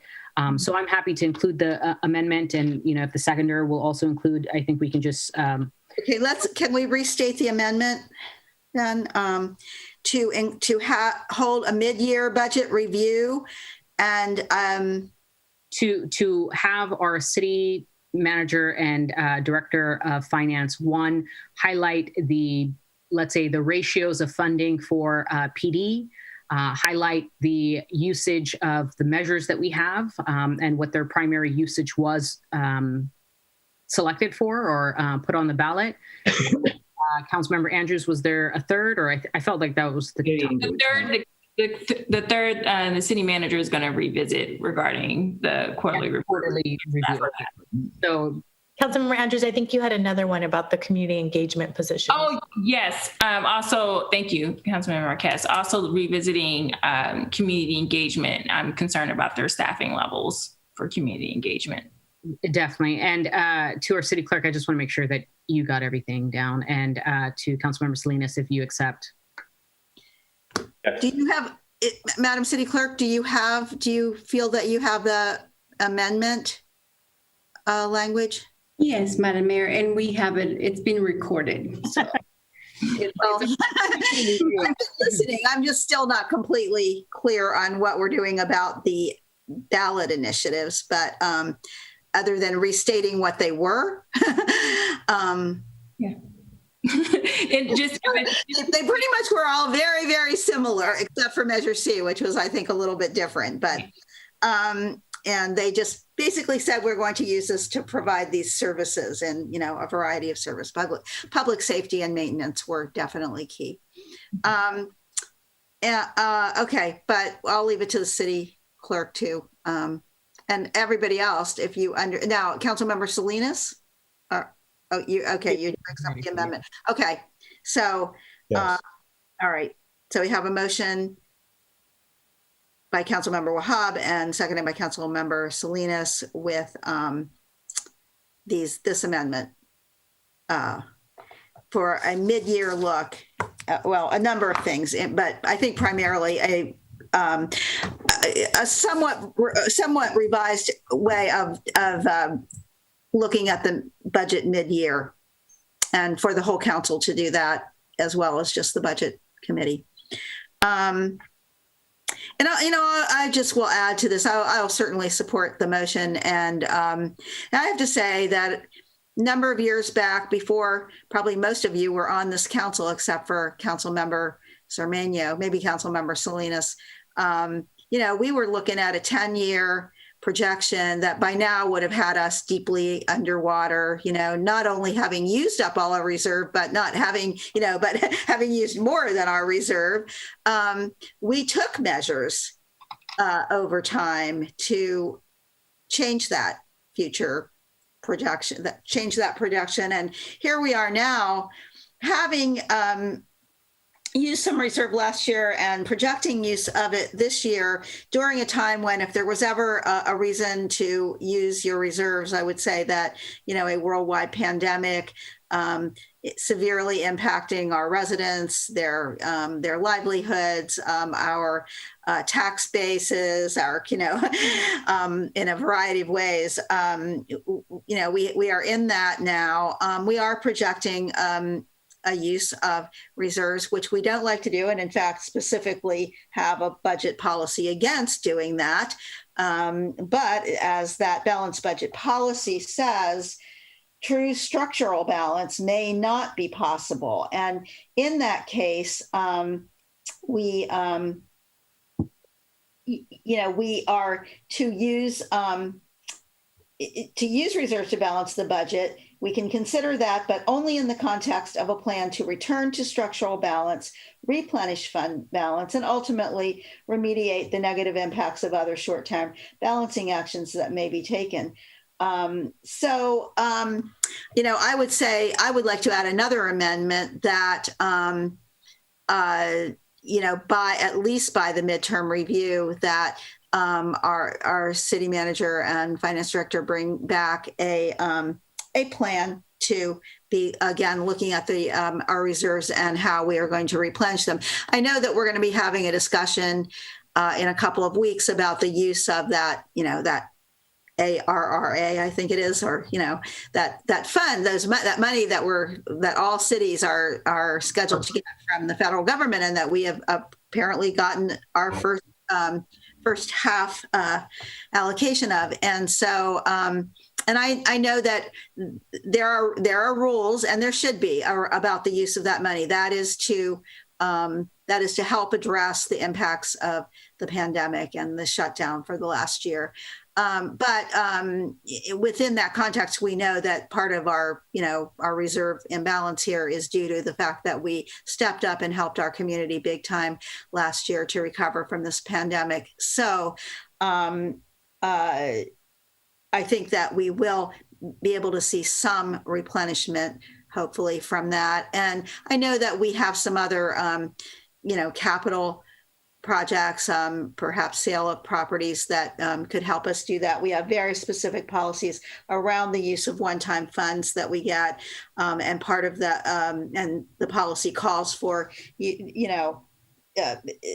them to replenish reserves as a primary use, along with, of course, improving our unfunded liability, long-term liability picture. So I think we have the policies in place, and I would like to include that we will also have by mid-year a plan to replenish that reserve, and where we're going. We did that a number of years ago. We developed some good plans. They worked. And so here we are again, and we need to, go back to that policy and say we're going to have this plan. So would that be an acceptable amendment to the motion? Mayor, you always remind me, and I completely forgot tonight. So, to your point, I would be happy to do that. But also, you know how we talked on the budget committee to balance the budget without the use of reserves and possibly not use the reserves more than 2 years in a row. I think Councilmember Andrews and I were definitely interested in potentially pushing that, and you stated to bring it up during the budget meeting. And I would like to include this as well, to your point, and potentially have that policy in play for next year's. I'm sorry, your plan is not to use the reserves 2 years in a row? So you're recommending that we not use them this year and we cut another $6 million out of the budget? It is obviously we will use the use of reserves, but and I'm not saying 2 years. I'm just saying have a policy in place where we limit the use of reserves, balance it with a without the use of reserves as a whole, and our city staff can kind of figure out exactly how. But giving them that is our policy. That is our policy.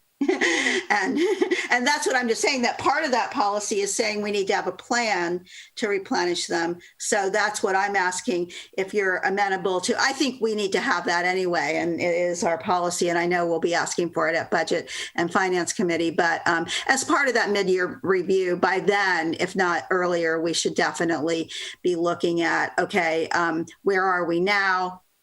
In terms of the use of reserves, and how are we going to build them back up, and have some specifics about that.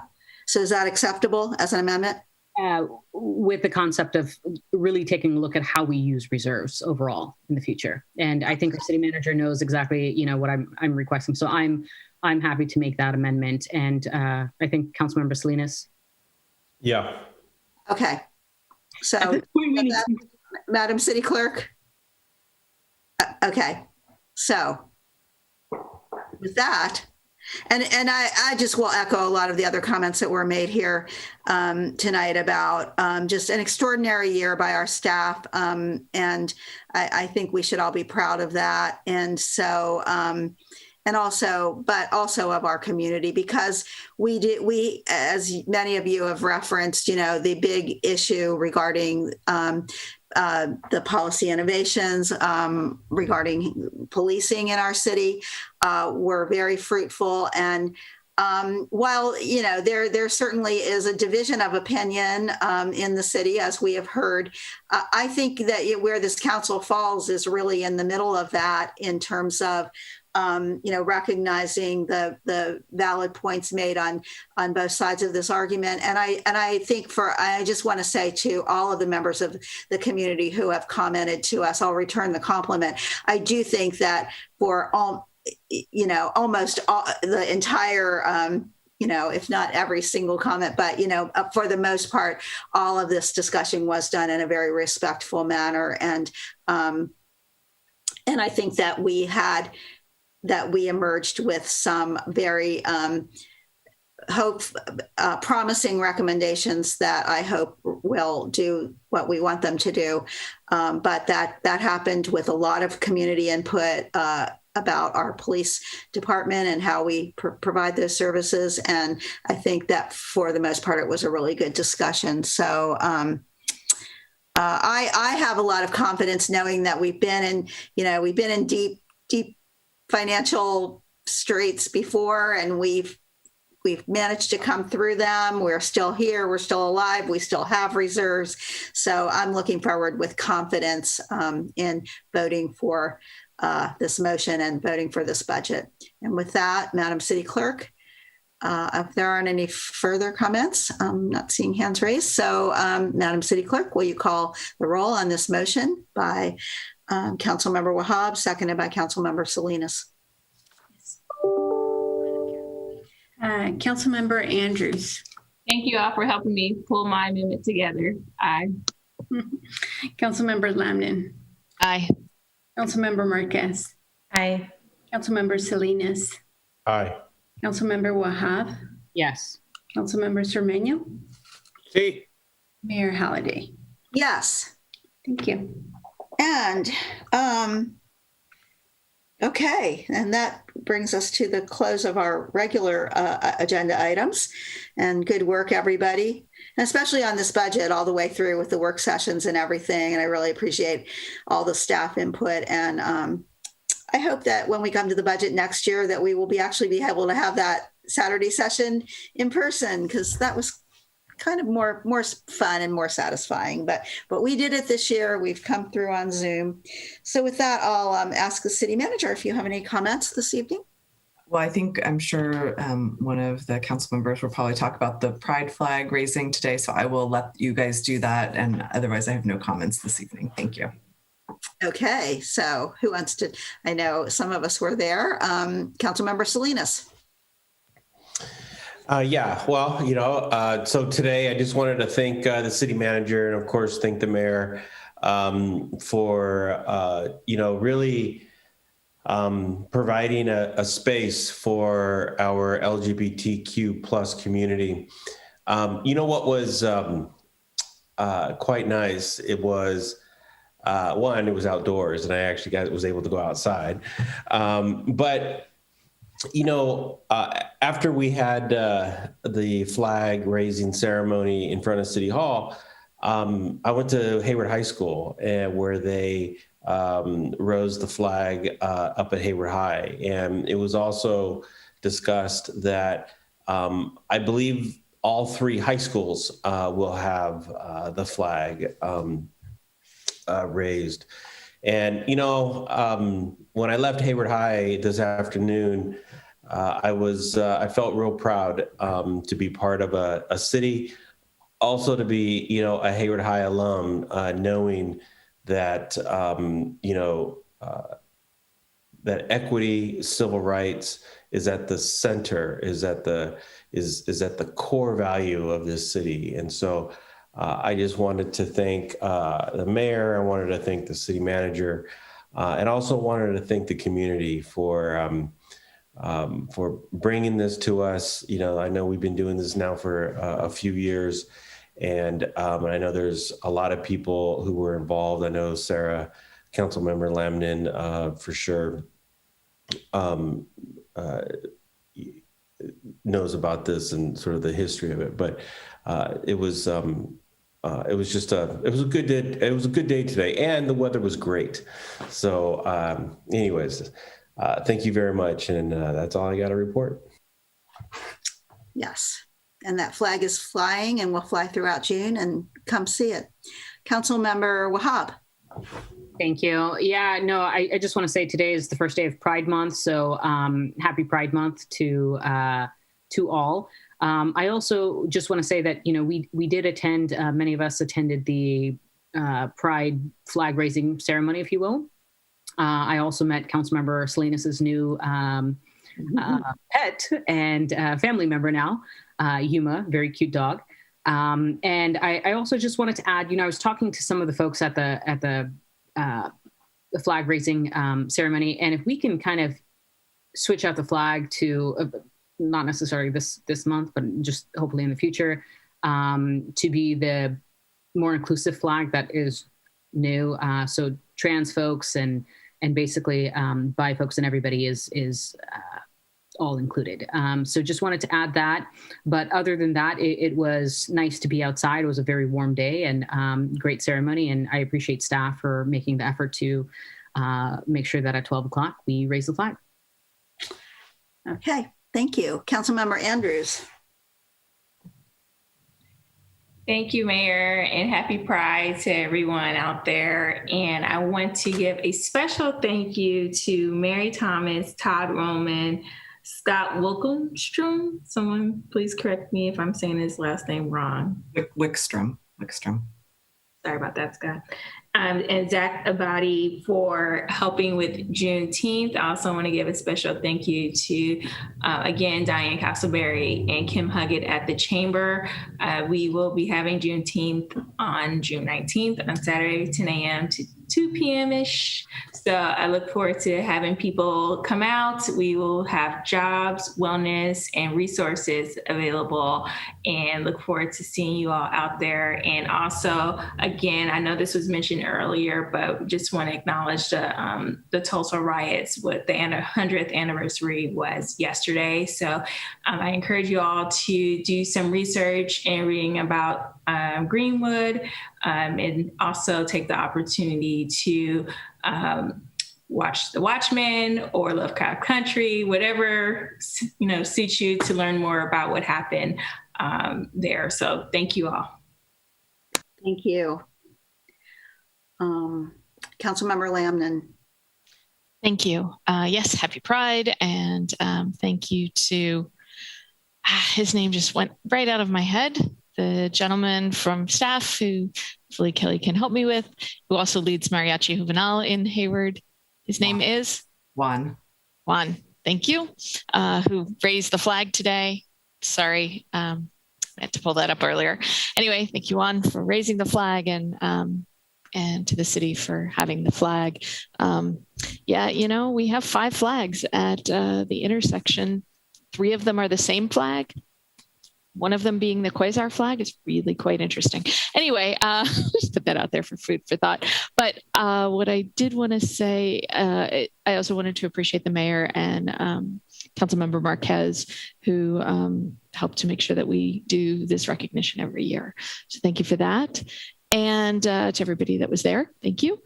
And just a quick update on redistricting. So the Alameda County Coalition for Fair Redistricting will be holding a couple redistricting retreats that, this is an exciting topic, but really this is the opportunity for people to make sure that they have a voice in how they get represented at the county level. And there's more to it than that, but you can learn all about it at the 2 redistricting retreats that are coming up June 6th and June 9th. They are the same. One will be Saturday afternoon and one will be Sunday evening. You can learn all the details at alcoredistricting.org. That's www.alcoredis. Sorry, I'm going to spell that badly because it's late and I'm tired. So I'm just going to say www.alcoredistricting.org, and or just send me an email and I'll happily send you all the details. Thanks very much. Have a good night. And I'm sure you can find the word redistricting in the dictionary if you don't know how to spell it. So, okay, thank you. Spelling out loud is always a little treacherous. Yeah, hard, and it is late at night. So, yes, thank you. Speaking of flags, I had a suggestion from one of our local artists. I'm just, when people are still, I think my Zoom has frozen again, but okay. So, shake your heads. But so I had a while ago, prior to COVID, I had a suggestion from a local artist about watching a TED Talk that talked about what a good city flag is and what a good city flag is not. And ours would definitely, according to that TED Talk, have fallen into the not as good. And I hope that someday when we come out of this and have some more room on our plate to do something like this, that we can have our communications team, probably that's the area, or to look at this and perhaps come up with a new flag design that more fits our current city rather than one from about 50 years ago or more. So with that, and if there are no further comments, it brings us to, see, we've had council reports and announcements, and I don't see any more. So that brings us to our adjournment. And, it's been a very positive meeting, but a week ago we closed our meeting, and the next morning, many of us, at some point during the morning, learned of the horrible news from San Jose about the murder of 9 public employees at the Valley Transportation Authority who were shot to death by a coworker. I know that especially all of us in public service took that really hard because we thought of, our own employees here, like here in the city of Hayward, or, and how I just imagined how that would be. And it has really disrupted that agency. It has disrupted the provision of transportation in that area. And their loss is going to be felt throughout this area for a long time. We'll be remembering these people. And I think that it is appropriate that we, a couple of them actually had ties to our local Hayward, greater Hayward area. So I think it is appropriate that we adjourn our meeting this evening in their honor and memory. And so for Abduvalhab Alagmadan, who lived in Castro Valley, Adrian Baleza, Alex Fritsch, Jose Hernandez, Lars Lane, Michael Rudometkin, Paul Mejia, who graduated from Cal State Hayward with a business degree, Tapjej Singh, and Timothy Romo. This meeting of the Hayward City Council is adjourned. Thank you all.